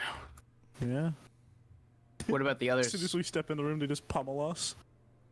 I was They worried said they would about let us that. pass. Nobody incited it. Check their pockets. Yeah, the the other golems kind of like stand down, if you will, or whatever. I mean, you solved the riddle and you chose correctly. So Wow. Thank you, Ben. Thank God. I was gonna say, thank God people knew what a prime number was. I do math stuff all the time. Before I played video games, I used to just basically play Khan Academy, like all the time. Nerd.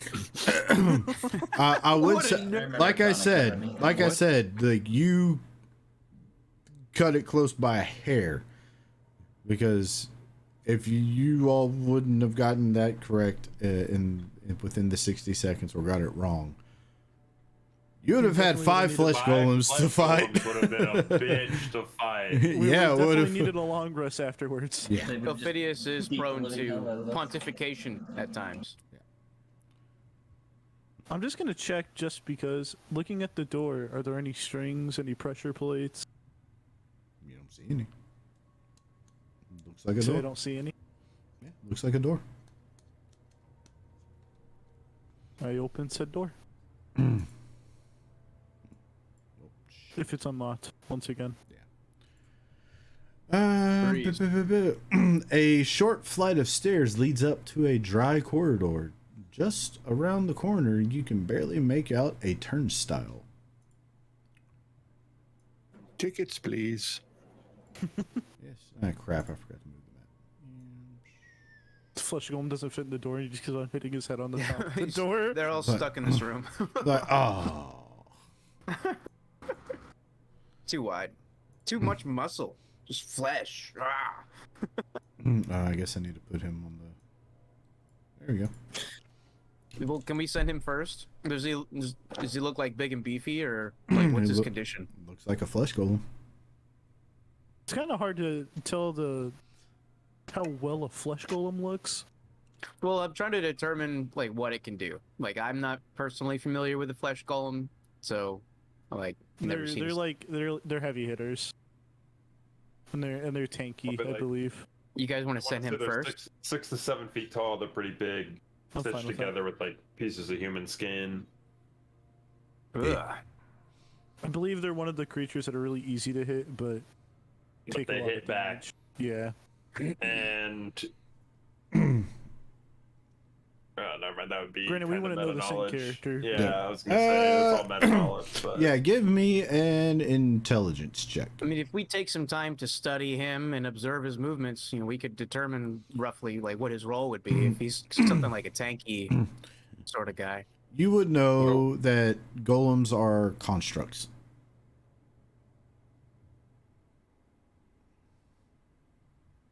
Oh, this is Ophidius' jam. It's a flesh golem. It's a construct. Or it's a type of construct. You know that they're strong. They're hardy. They are immune to a lot of different types of damage. Really? And as being a construct, you're familiar with condition immunities that constructs are privy to. And you also know that one downside to a flesh golem is they have a tendency to go berserk. Oh, really? Well, how does that manifest? You'll have to find out. It's not like a barbarian rages. Let's not let it manifest in this room with the other 4 of them in here. Let's get out of here. Yeah. Well, we could send number 9 first. Yeah. Or at least alongside whoever wants to do the scouting. Kind of like a meat shield. Why would you say that? Flesh shield. I'm gonna send him around corners first. I'm gonna pop up behind. He's like right behind you, like Can I move his uncomfortably token? close. Oh, I can. Yes. Is that all right, Jeff? I don't care. Okay. He's gonna He's go like- around this corner, and I'm gonna stick behind.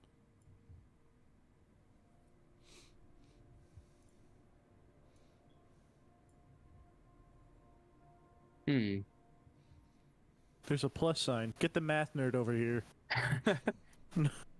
Says something about math. Any? What does it look like? This is It's a turnstile. This must be a gateway to their subway system. Yes.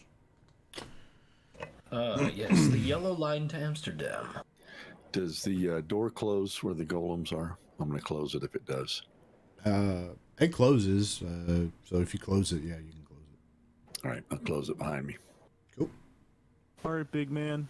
You know what to do. Yeah, we'll send him in. He goes to move, and you all notice that it's the excuse me.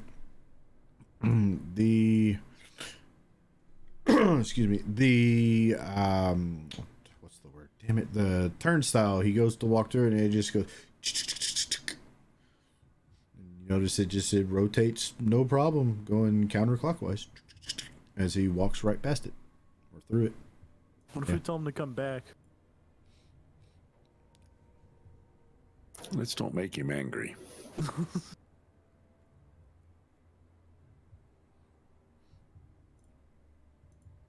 Ophidius will go. He'll push through it. Is it just like made out of wood? Is it something we can just hop over? Stone. If we needed to? Okay. Excuse me, 9.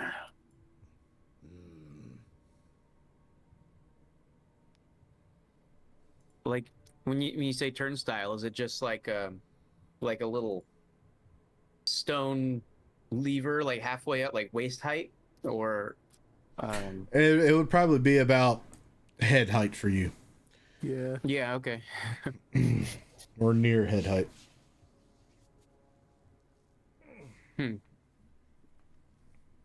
Is there anything connecting to this spinning contraption? It seems like maybe it's counting something, or No, it's got like a cylindrical base that is attached into the ground. and no sounds registering in a distance or anything like that. None that you can really hear. I mean, you hear it as people pass through it.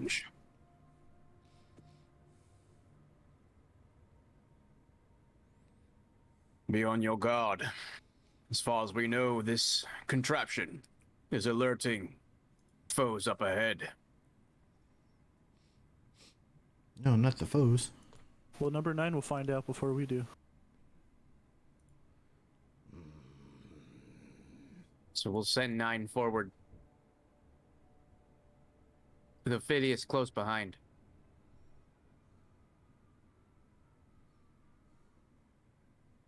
What else do we see?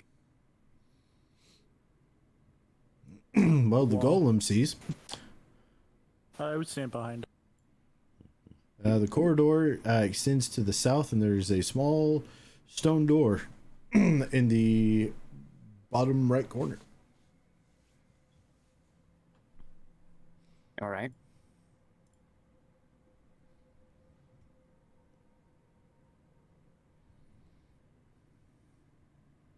We'll make our way to the end of the hall.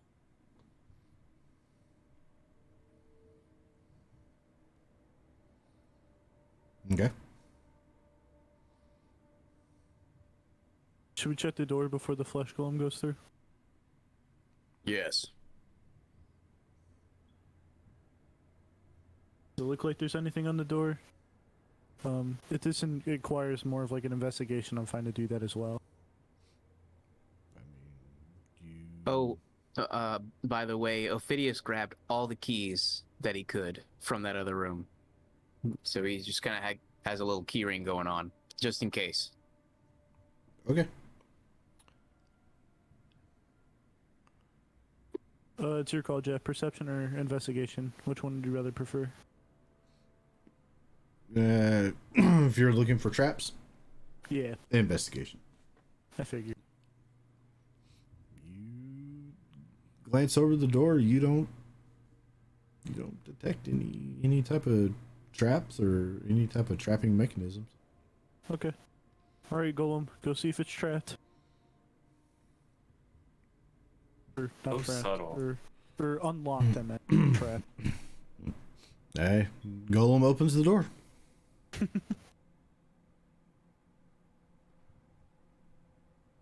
He's so smart. But he just stands there. Yes, you're doing very well, 9. We're all very proud of you.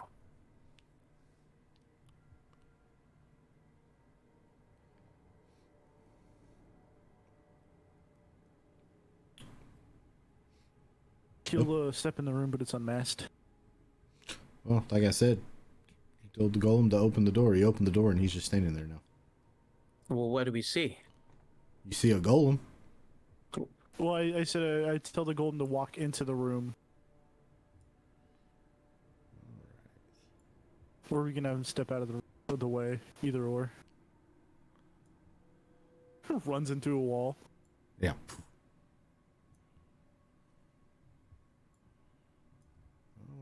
Oh. This does not look good.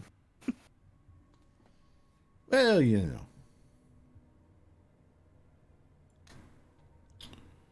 You see...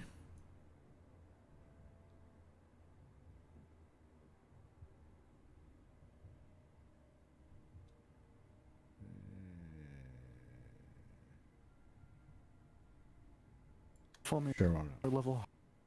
They fall.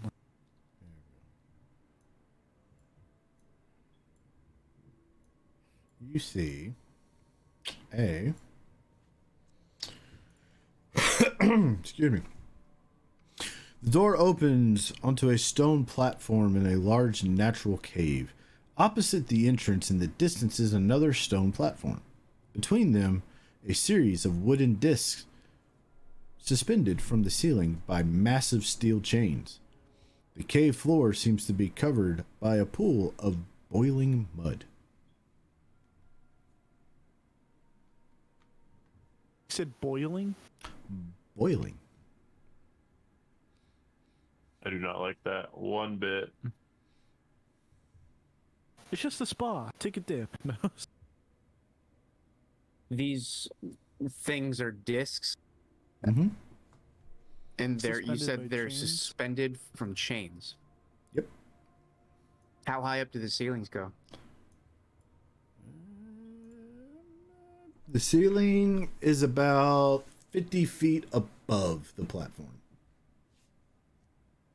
And is there a gap between the discs and the boiling mud?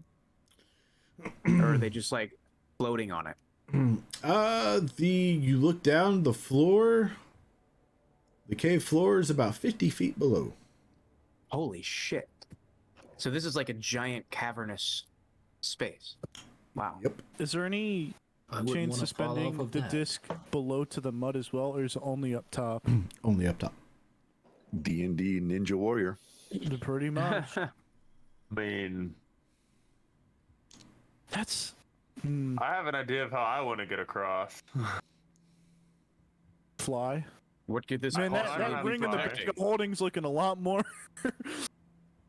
Everybody get in the bag of holding. The most dexterous character took us Why out. don't we just wish for all the weapons? No. As Jeff finds a way to make that not good. 5, 10, 15, You wish for all of the weapons. They impale you upon appearing. 55, 60, 65, No, 70. you wish for all the weapons. All the weapons in the world appear at your feet. As do a lot of very angry, powerful people that wonder why you just stole their weapons. Well, I mean, at least the mount would probably explode. So you got that going on for you. Yeah. Dude, I'll be encased in mud too. I don't think our golem boy can get across here. Just saying. Makes you say that. Just a guess. Maybe he can like plank from one platform to the other and form like a bridge. I don't know if that's a good idea. Don't think it is either. Does it look like they... So I'm gonna guess they swing these wooden platforms with the chains suspending them. Yeah. Yeah, I thought so. A little bit. The discs swing freely and will tilt when weight is placed upon them. So you have to center your mass right where the chain goes through. And you're gonna have to jump from platform to platform. If no one has issue with it, I would like to go before they all start moving. Isn't there a boot of... Boots of springing and striding are in the party sheet. It will take you time to attune to them. Yeah, but I mean, that might be the best option.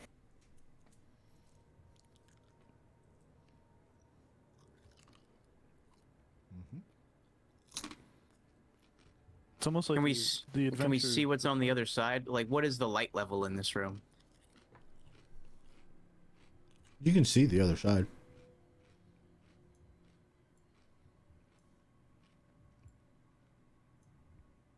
Out of character, would Roz know if Pass Without a Trace would aid people in their dexterity checks and stuff like that? With their dexterity, I should say. Probably not. Okay. I didn't think so, but thought I'd give it a shot. Yeah, I mean, if you can cast the spell, you would know what the spell does.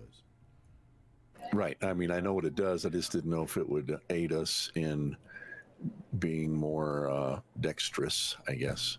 I think it only aids in being stealthy. Yeah.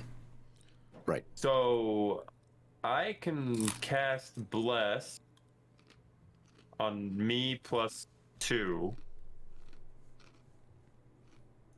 I don't know if the other cleric or my brother has Bless. Yeah, I can do that. If I were to And put we on could these bless boots, everyone. I could jump really far.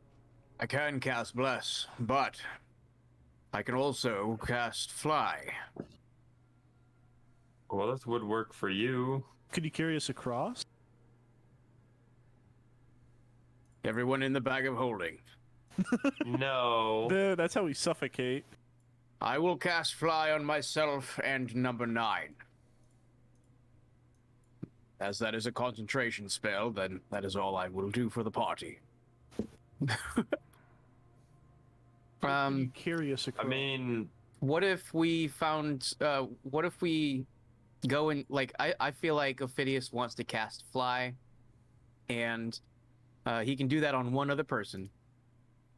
So we could maybe fly across and just kind of scout ahead a little bit, or get an idea of what else we're getting into here. We could also try to string some rope across these things and kind of like make try to build a bit of a rope bridge situation. It looks like 75 feet in squares from one side to the other. So if they're all sort of tied together and then tied to rocks on either side. Do we have rope? I don't know if I have any. I didn't really grab any. How long does fly last for? Is it an hour? Let me check that. I have 50 feet of rope. That is concentration for 10 minutes. If we're fast about it, theoretically, we could tie the rope to each individual. What is this? That's me playing around with tokens. It's me playing around with tokens while you all are figuring out what to do. We could theoretically tie the ropes to the chains on each one of the discs, so they're more stable. Yeah, we could have the flesh golem fly across and then hold the other side while we climb. Like he could try to stabilize, you know. But I don't know if we're going to be able to do that in 10 minutes. About this time, you hear like a loud bubbling sound, and all of a sudden, out of the mud, just erupts a massively huge, just upstream of like boiling hot water and steam, just like a geyser. Whoa! Does it coat any of the wooden platform?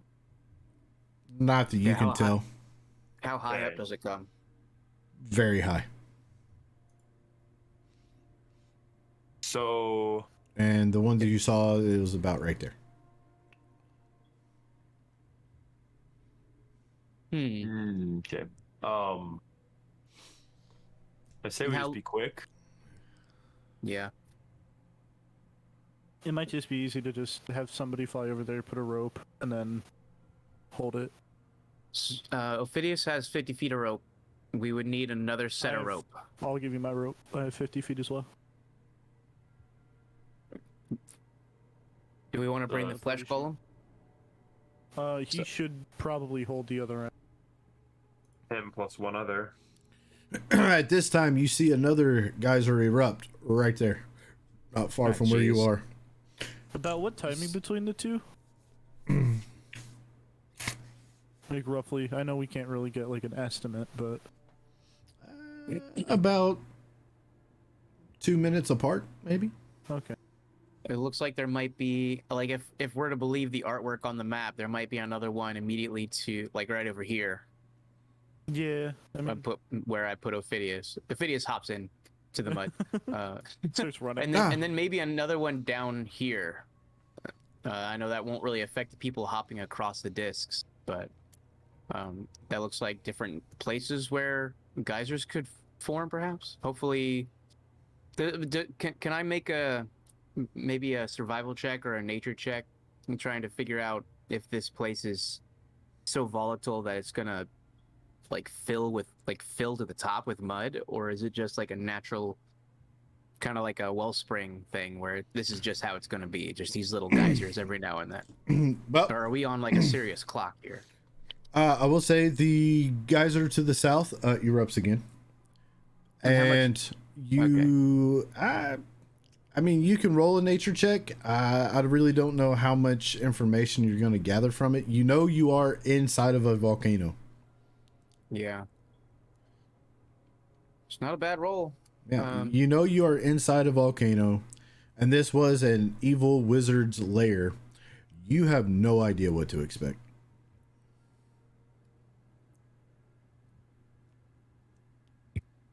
All right. Give me the rope. I put in the party sheet. Ophidius will cast fly and a 4th level slot on himself, as well as number 9. Okay. This golem is going places today. So that's going to break the protection from evil and good. So I'm going to get rid of that. Acolyte Rowan. We probably lost our concentration stuff anyways. Yeah, it's probably been about 10 minutes by this point. So Ophidius will tie the rope together and fly out into the open here. Yep. He's kind of like flying nearby these discs. He's checking them out, see if they're sturdy or if they're rotten.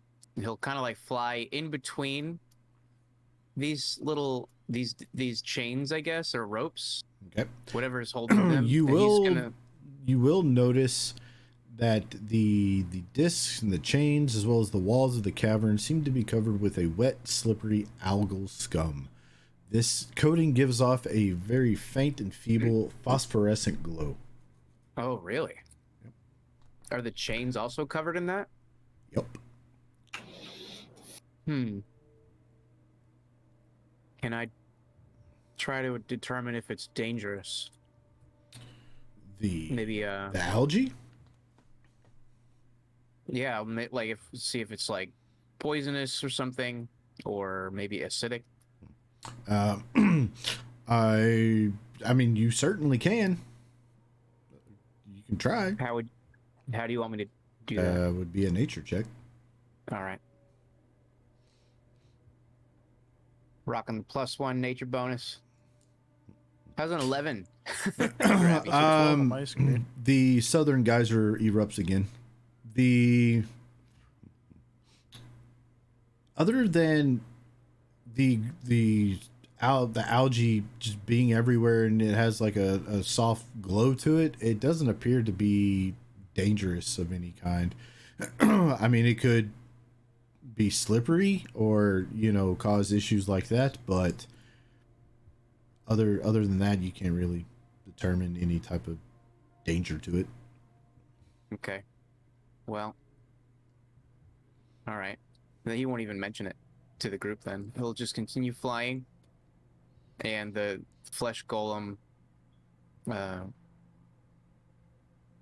will also fly. He'll tell 9. He'll say, "Come with me. Enjoy it while you can." All right. As soon as you say that, the northern geyser erupts again, and you feel like the intense heat coming from this geyser. And you take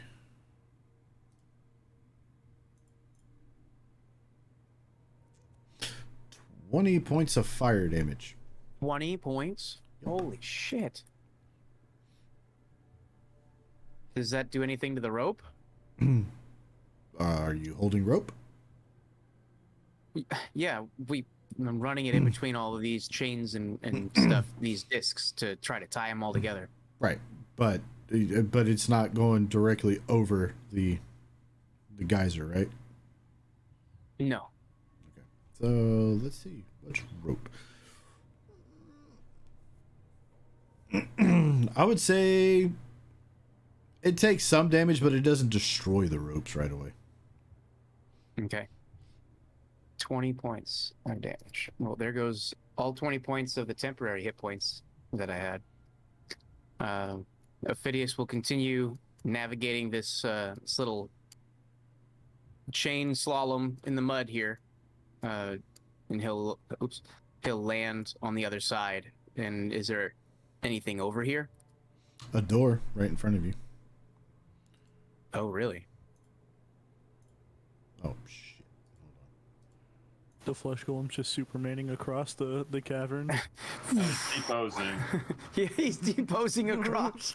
When he's out, he's flying. If he drops his arms, he stops. All right, so you're about there, and he will take, as the southern one explodes, or erupts rather, I should say, takes some damage as well. From the intense heat coming from the geyser. Man, I don't know about this.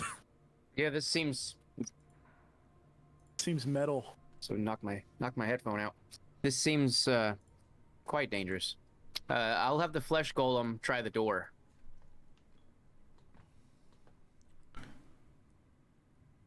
And see if it opens.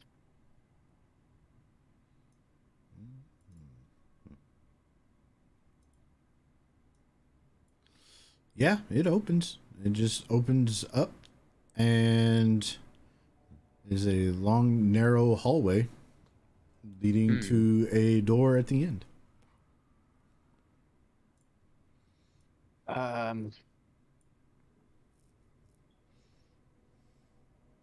You ready for these shenanigans? Close the door, number 9. So we'll close the door again. And he'll call across. He'll say, there's a hallway here. Quite narrow. And another door at the far end. With nothing in between. If you're coming, then come. Time is of the essence. Has the one closest to us gone off in a while? It just went off as the golem went, didn't it? The one to the south did. Oh, okay. Question for the DM. If I do like a running jump in midair, am I allowed to cast a spell? Depending on what the spell is. It's a bonus action. Teleports. Depends what the spell is. Misty Step.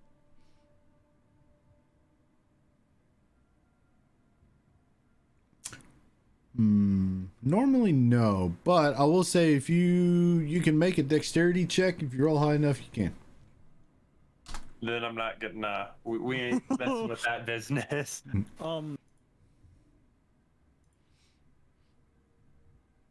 This sucks. Got one other shenanigan. So for Rowan, standing here where he's at now, he's going to cast Misty Step at 2nd level. Beyond just messed up. Hold on. Yeah, I will say that you all, especially those that are not far away from certain geysers, are on a time crunch. Okay, so as I go to cast Misty Step, I'm going to use my Tempestuous Magic to cause a gust of air to surround me. And that allows me to fly 10 feet. Mm-hmm. So I fly 10 feet as the spell goes off, and then I Misty Step 5, 10, 15, 20, 25, 30 feet onto that pedestal and grab the rope that Ophidius has laid out across it. Yep, and Ophidius and the flesh golem are holding the rope fast. Cool. And if I'm able to take another set of turns, Hold on. I will do the same thing. The southern geyser goes off again. As does... Alright, I'm going to do this. Bam. As does the one at the top. So And these things are going off every couple seconds? Like, this is just like an active geyser that's not stopping? no, they continue to go at certain intervals. So the one, let's see,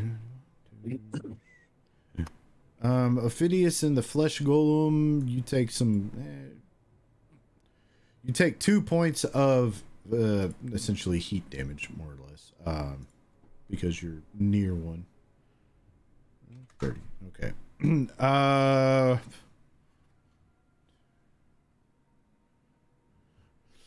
Rowan is kind of in a predicament here, because he's right in between two of them. So Rowan will take...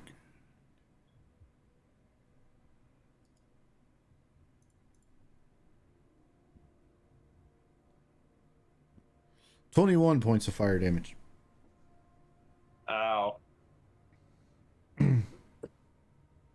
And give me a athletics check with advantage.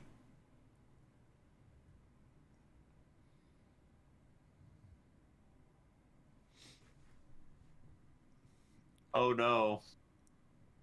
If you have inspiration, you might want to use it. I do have a point. Do I still have advantage on the inspiration rolls or it's straight? No, you still have advantage on it because the rope is giving you advantage.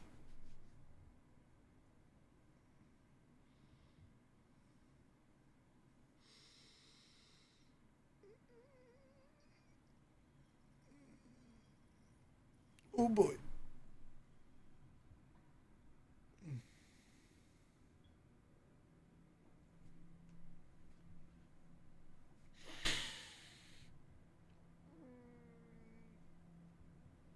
All right, I'll get back to you. We might want to carry on with some of the other people. While he was doing that, I would say. Do you want to roll for initiative? I mean, we can. The problem is I'll go ahead and let you all know. The one to the south erupts every 3 minutes. The one to the north erupts every 5 minutes. Minutes. Minutes.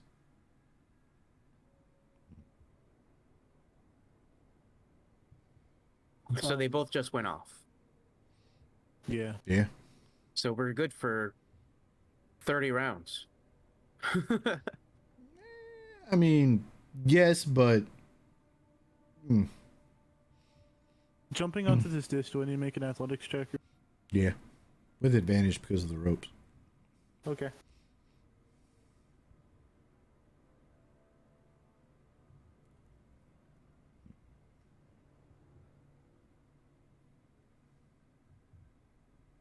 Yeah, do you make it? No problem. Are we rolling initiative? Is that why you lock tokens, or? No, I lock tokens so people will quit moving things all over the map. Okay. I will move to the opposite side of the disc and then jump for the other one so other people can jump onto the disc I was just on. Okay. Another athletics check? Yep. Every single one is an athletics check. Oh my god. It's like they want us wish to it was fall in. acrobatics. I don't know if a 13 passes. Nope. That is what it is. I think This a regular, is insanely I think difficult. a regular character doing athletics checks is basically guaranteed to fall in. This is insanely difficult. I mean, if we're going by... Yeah, it is what it is. So what happens when you fail? You just don't make any progress? Fall. Or you fall. I imagine you fall. It's You your fall jump 50 feet into boiling mud. And then die, yeah, I guess. And basically you die. Well, not technically die. I won't die from the fall. Yep. Breeze and Rowan, give me a dexterity saving throw.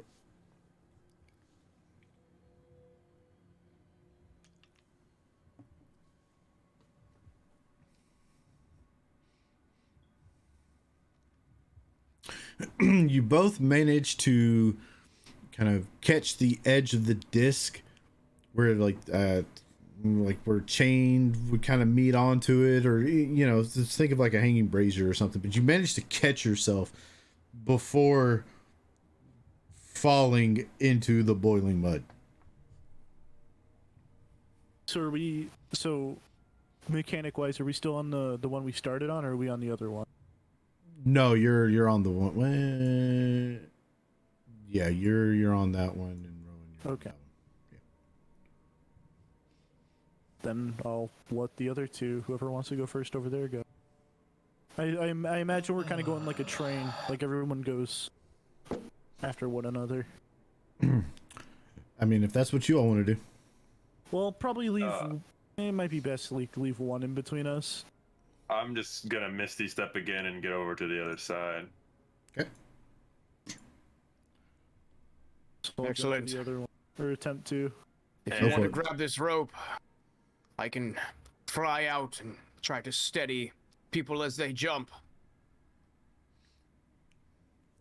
Yeah, I'll grab part of the rope and keep track of when that geyser is gonna go off.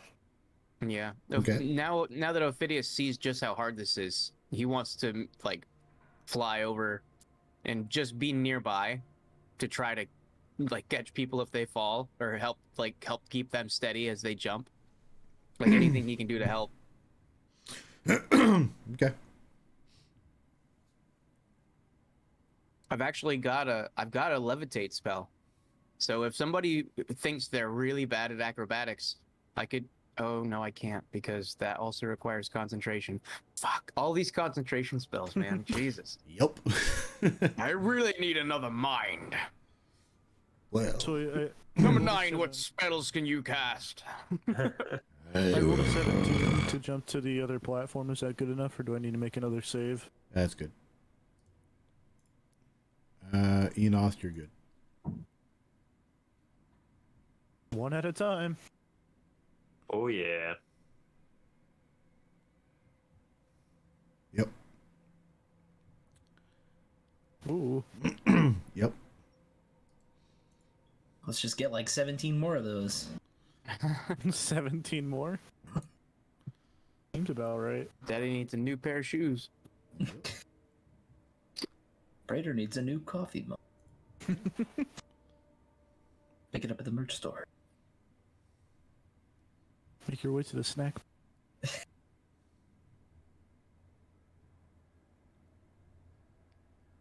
It was at this moment. Enoth.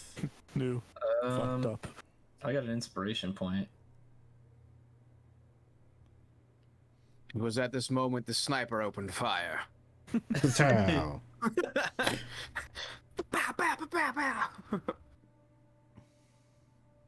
I'll take that. Yep. That is good. Breeze. Breeze, go ahead and just give me 1, 2, 3 more. 3 more? Yep. Okay. Plus 1. Yep. 2. Now is 3. Okay, cool. Thank God for the advantage. All right, getting so the doorway to get out of the way as well. Once I got here. Okay. So you need me to do 1, 2, 3, 4, 5. 5. Okay. 1. Mm-hmm. 2. Yep. 3. 3. God, is a 16 okay? Oh God. 4. 5.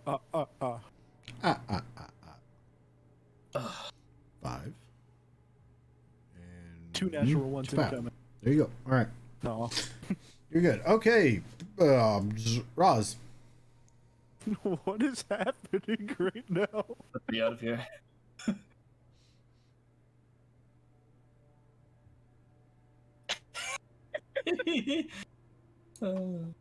He's flying. He's a little squat body. He loves doing that kind of stuff. It's like 9, please. Okay.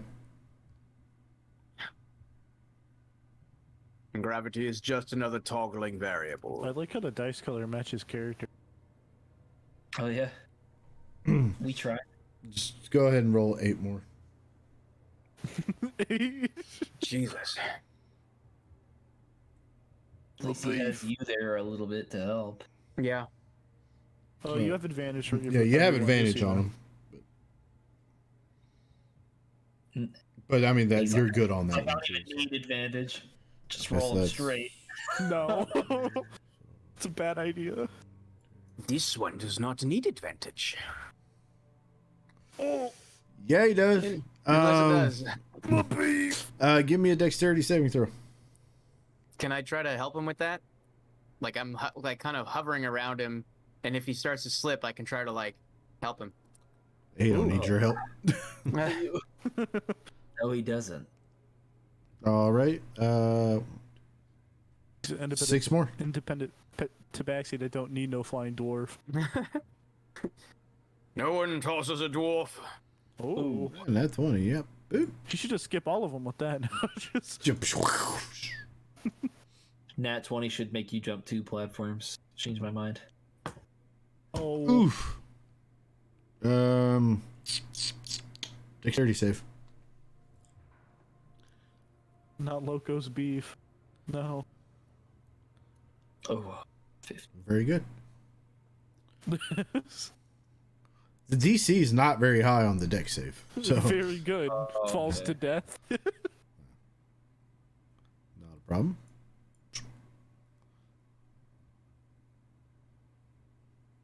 Not a problem. We're getting there. It's just gonna get across again. It's gonna be really painful. Not to me. Yep.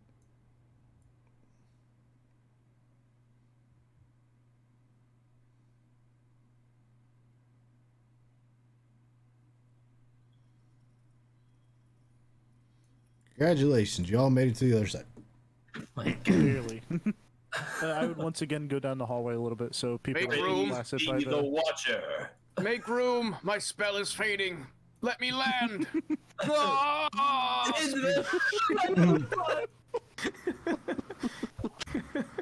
Spiral into the mud.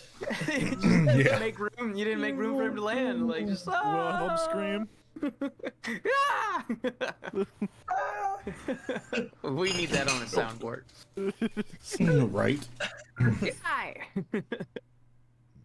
This looks like a death funnel, gentlemen.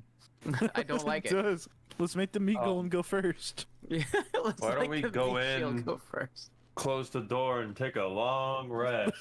Yeah, I think that'd be great. Because I Pile am into this tapped. hallway. Out of curiosity, how hot is it in this room? It's uncomfortably hot.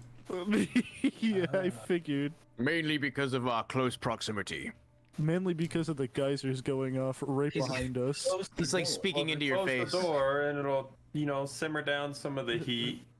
You're telling me there's no gas between the door and... Hey, Simmer maybe down you should some of, not all of. Hey, maybe stop talking and my suspension of disbelief will keep me cool, okay? Here you go, number 9. Such a fine, crisp afternoon here in the dungeon. But I could for realsies use a long rest. That's a damn shame. No, I'm just kidding. DM said no. Well, that wasn't so bad, brother. Unless you want a cantrip casting cleric if you get into combat. What about a cantrip casting sorcerer? I would benefit from a short rest, but I still have some leveled spells. I'm assuming Sam does not. I have a singular first level still, 3 third levels, and 2 fourth level, and then I'm out. 2 fourth levels. Nice. I mean, Yeah, I'm about the same. but you also have the wand of lightning bolts. I've got 2 Or a first little level, bit. 1 second, 2 third, and I can convert sorcery points into another second level slot. But So that's 2, 2, and 2. I also should probably heal Yeah. Well, we can the take a 4 short people rest. that are wounded, or we could do a short rest for that. Yeah. Yeah. Spending an hour in here, I don't think will be that bad. Spending 8 hours in here, I don't think would be good. Fuck it. If we need a short rest off, let's at least do that. Shield. Keep on moving. Are you taking a short rest in the hallway? Yes. Yes. We Attempting don't to. exactly have any other options. You go on the discs. If it is allowed, we're taking a short rest. If it is not allowed, I'm casting prayer of healing for the people that are injured.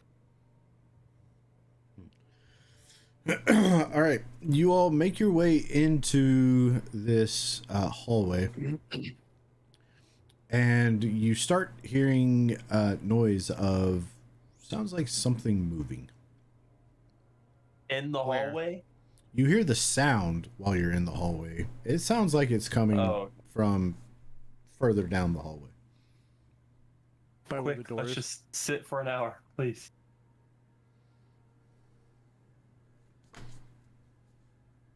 I don't believe we're going to get the option. What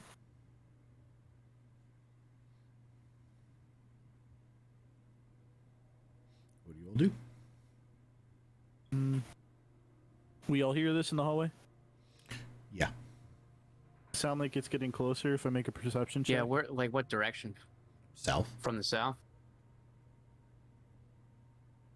Is there any light in the hallway? I mean, not really. There's light coming from the geyser room that's kind of filtering in to the hallway, but there's like not torchlight. I made a perception check. Listening to the footsteps, do they sound like they're getting closer? It's not footsteps you hear. You just hear sounds like stone on stone moving and just like strange sounds that you can't quite pinpoint what it would be. Like some scraping sounds and things of that. I can't see if it's coming closer or not. It doesn't sound like it's coming closer. Yet. Okay. Yeah. Yet. I guess I'll relay this to the party. You turn around and Rowan is napping. Okay. Short rest. Not long. Yeah. Well, I'll push for a short rest. I guess I'll keep... in case if I hear anything coming closer.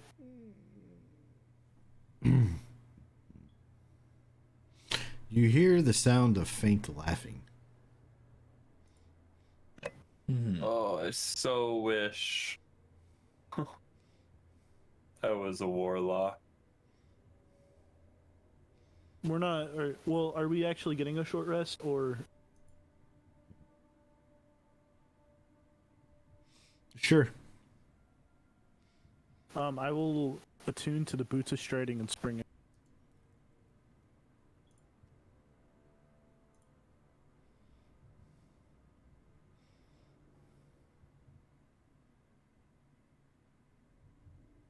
All it took was 2 hit die. Fog. Yeah, I didn't take any damage, but Oh, I have gosh. a strong feeling that's not going to stay the same.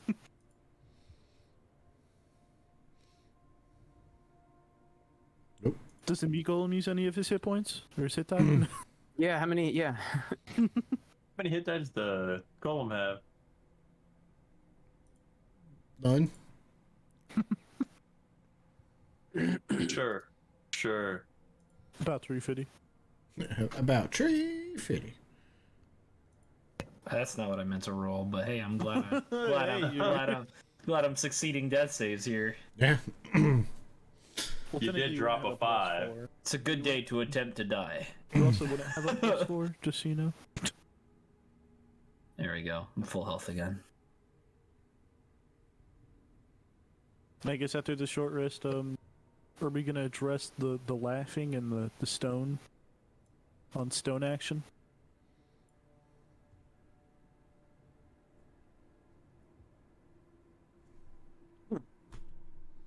I don't know. That's up to you all. Yeah, I think we will. I'm just updating my character sheet for a second here.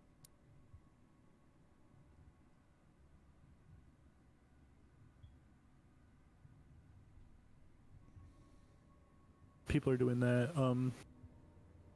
Narratively, we're all moving together, I assume, but just moving the tokens there for now. Yeah. Oh, we just got a raid. 20 sides. Thank you for the raid. How was your all stream? Please let us know. And everybody that came over, welcome to the Rejects. We are doing some White Plume Mountain stuff, and they just made it past the geyser. Excuse me, the geyser room. Basically in purgatory. Well, you know. Fucking feels like it. Boiling mud. Can't get a long rest 'cause it's too goddamn hot. All right, so party, what do you do? Ophidius will encourage Sir Enoth to move forward. I don't want to. Okay. You know what? You can Stop being a... Stop being a pansy. Stop being a what? Go ahead. I'll Say, go. I dare take you. this. I'll take the same score as I'll the golem. tell mother. I'll tell mommy. I'll tell mommy dearest. Checking the door for traps. I'll go in front of the golem for a second and look. I very well could. You don't notice any traps. Step back. You go, man. You go, number 9. Number 9. A minesweeper, just waiting for him to get absolutely exploded. He goes to open the door. He kind of pushes the door open, and I thought it was locked. no, pushes the door open. Seems like the door disappears as he pushes it, and in front of him you don't see anything. There's just like a square of black. There's nothing there. Reach your hand out. He reaches his hand out. Does it go through the blackness? His hand disappears. Okay. Would I know that this is probably a darkness spell or something of the sorts? You could roll Arcana. Fair. My specialty. Can the golem make an Arcana check too? No. The golem turns and says, I know exactly what's happening here.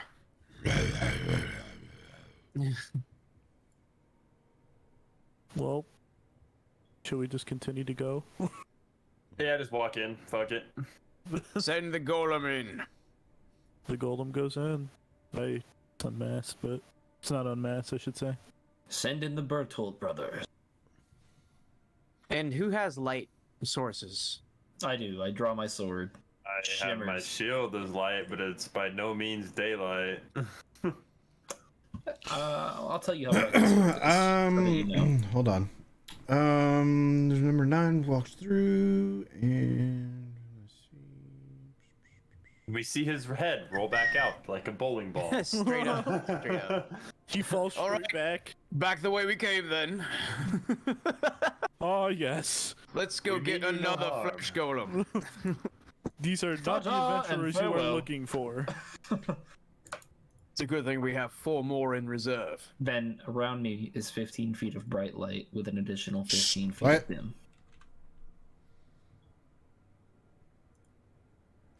Welcome, Jay. Nice to see you. Let's see. What is... Let me pull up his... Oh, boy. Let's see. This happens...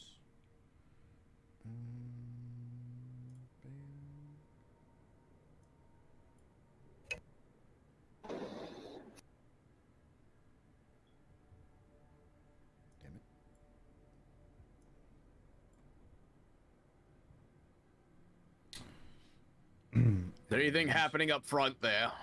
Well, it took 0 damage. Took 0 damage. And... Doesn't mean the rest of us will.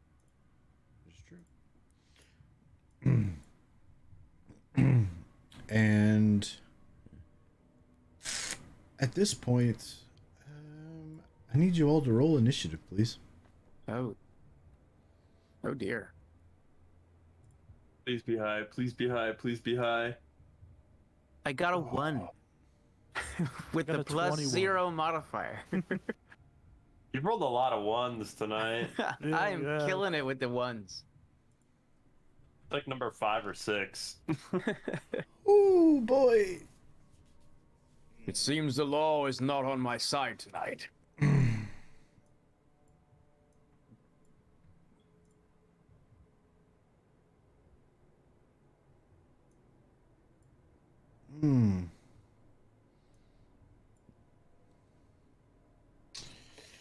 Breeze, give me a strength check, please.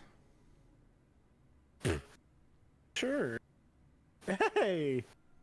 Very nice. Very nice. And...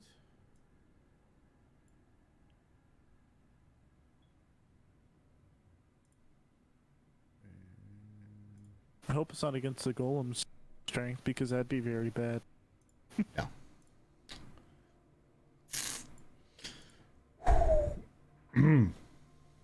Does number 9 need an initiative?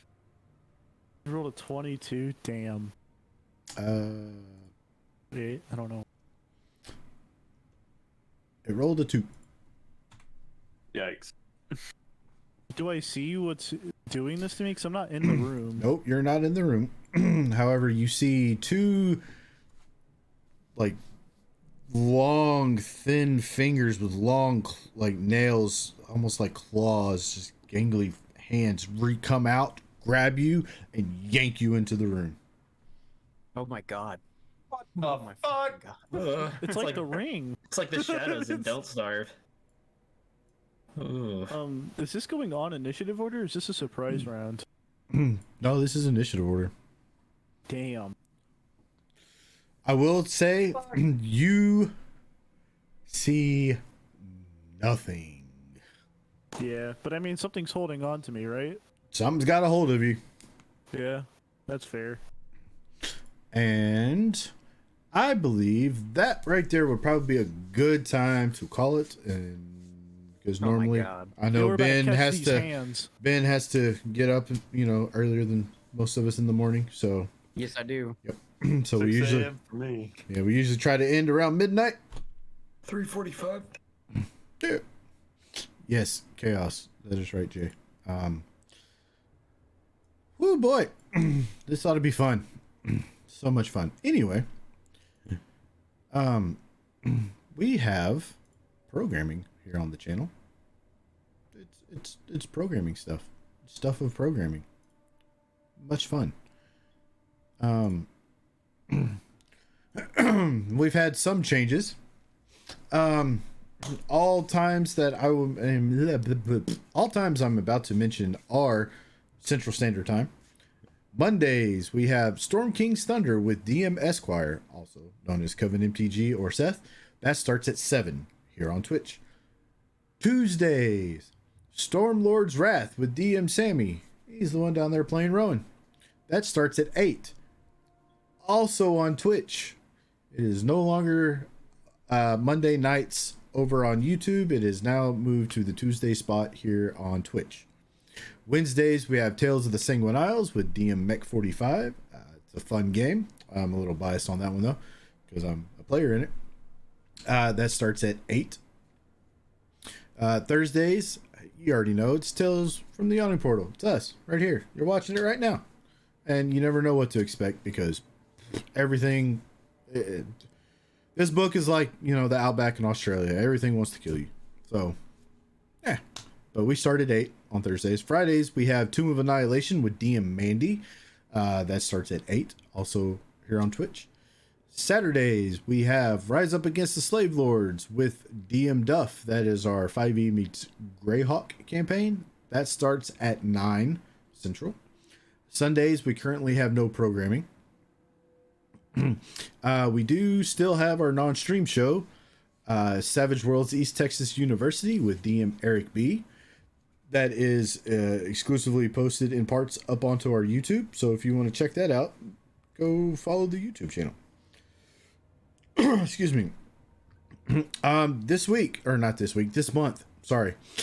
This month we have a sub-only game, and this time on the rotation, it is my turn to run the sub game for this month.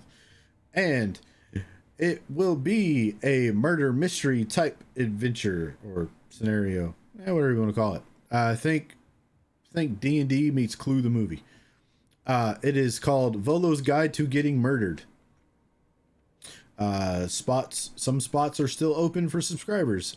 So if you're a subscriber, make sure your Twitch and your Discord accounts are linked. This will give you access to the subscriber only channel where you can find more information and sign up. PM me if you have any questions. Yeah, but if you're not already in the Discord, go ahead and join, because that's where you'll find all the news, and it's a large amount of people, and there's always somebody on there. So if you have any questions about anything, somebody will get to you fairly quickly. Sponsors. We also have sponsors for the channel. One One personal favorite, at least for this game, maybe not so much for the players, is Total Party Kill Games. They're creators of dark fantasy, Dungeons and Dragons compatible products, plus hilarious card games and more. You can find them at www.totalpartykill.games and check out their latest release of products and books. Also, we have The Druid's Den, your place for magical supplies and apothecary needs. The website is www.thedruidsden.com. Go support Mama Prater's newest endeavor. If you all haven't figured it out yet, that is Mama Prater. That's Lord Prater's wife. That's Duff's wife, and it's a very, very cool website. It's got all kinds of awesome stuff on it, like not just apothecary stuff. I mean, they got teas and candles, incense. It's just all kinds of cool stuff. Go check it out. Definitely go check out Total Party Kill Games. All kinds of good stuff there. You definitely won't be disappointed, and I'm sure most of the players here can agree to that. So that being said, does anybody else have anything to plug or to say? If not, I'll hit the outro and we'll call her a night. Send help. You're muted, Loco. Get your backup characters ready. Yeah, maybe. Can't. We're leaving Breeze and we're going back. We're going back. 10 real guys. Like, nope, screw this, I'm out. Gotta do some monk shit next week. Better run fast. You can certainly try. That son of a bitch is what I'm gonna try. You can you certainly run fast try. when you can't see where you're going? Run straight into a wall. Wham! All right. Anyway, so if nobody has anything else, I'll go ahead and hit the outro, and we'll see you all hopefully tomorrow for Tomb of Annihilation and Saturday for Rise Against the Slave Lords. Goodbye, everybody. Goodbye. Bye, have a great time. Adios.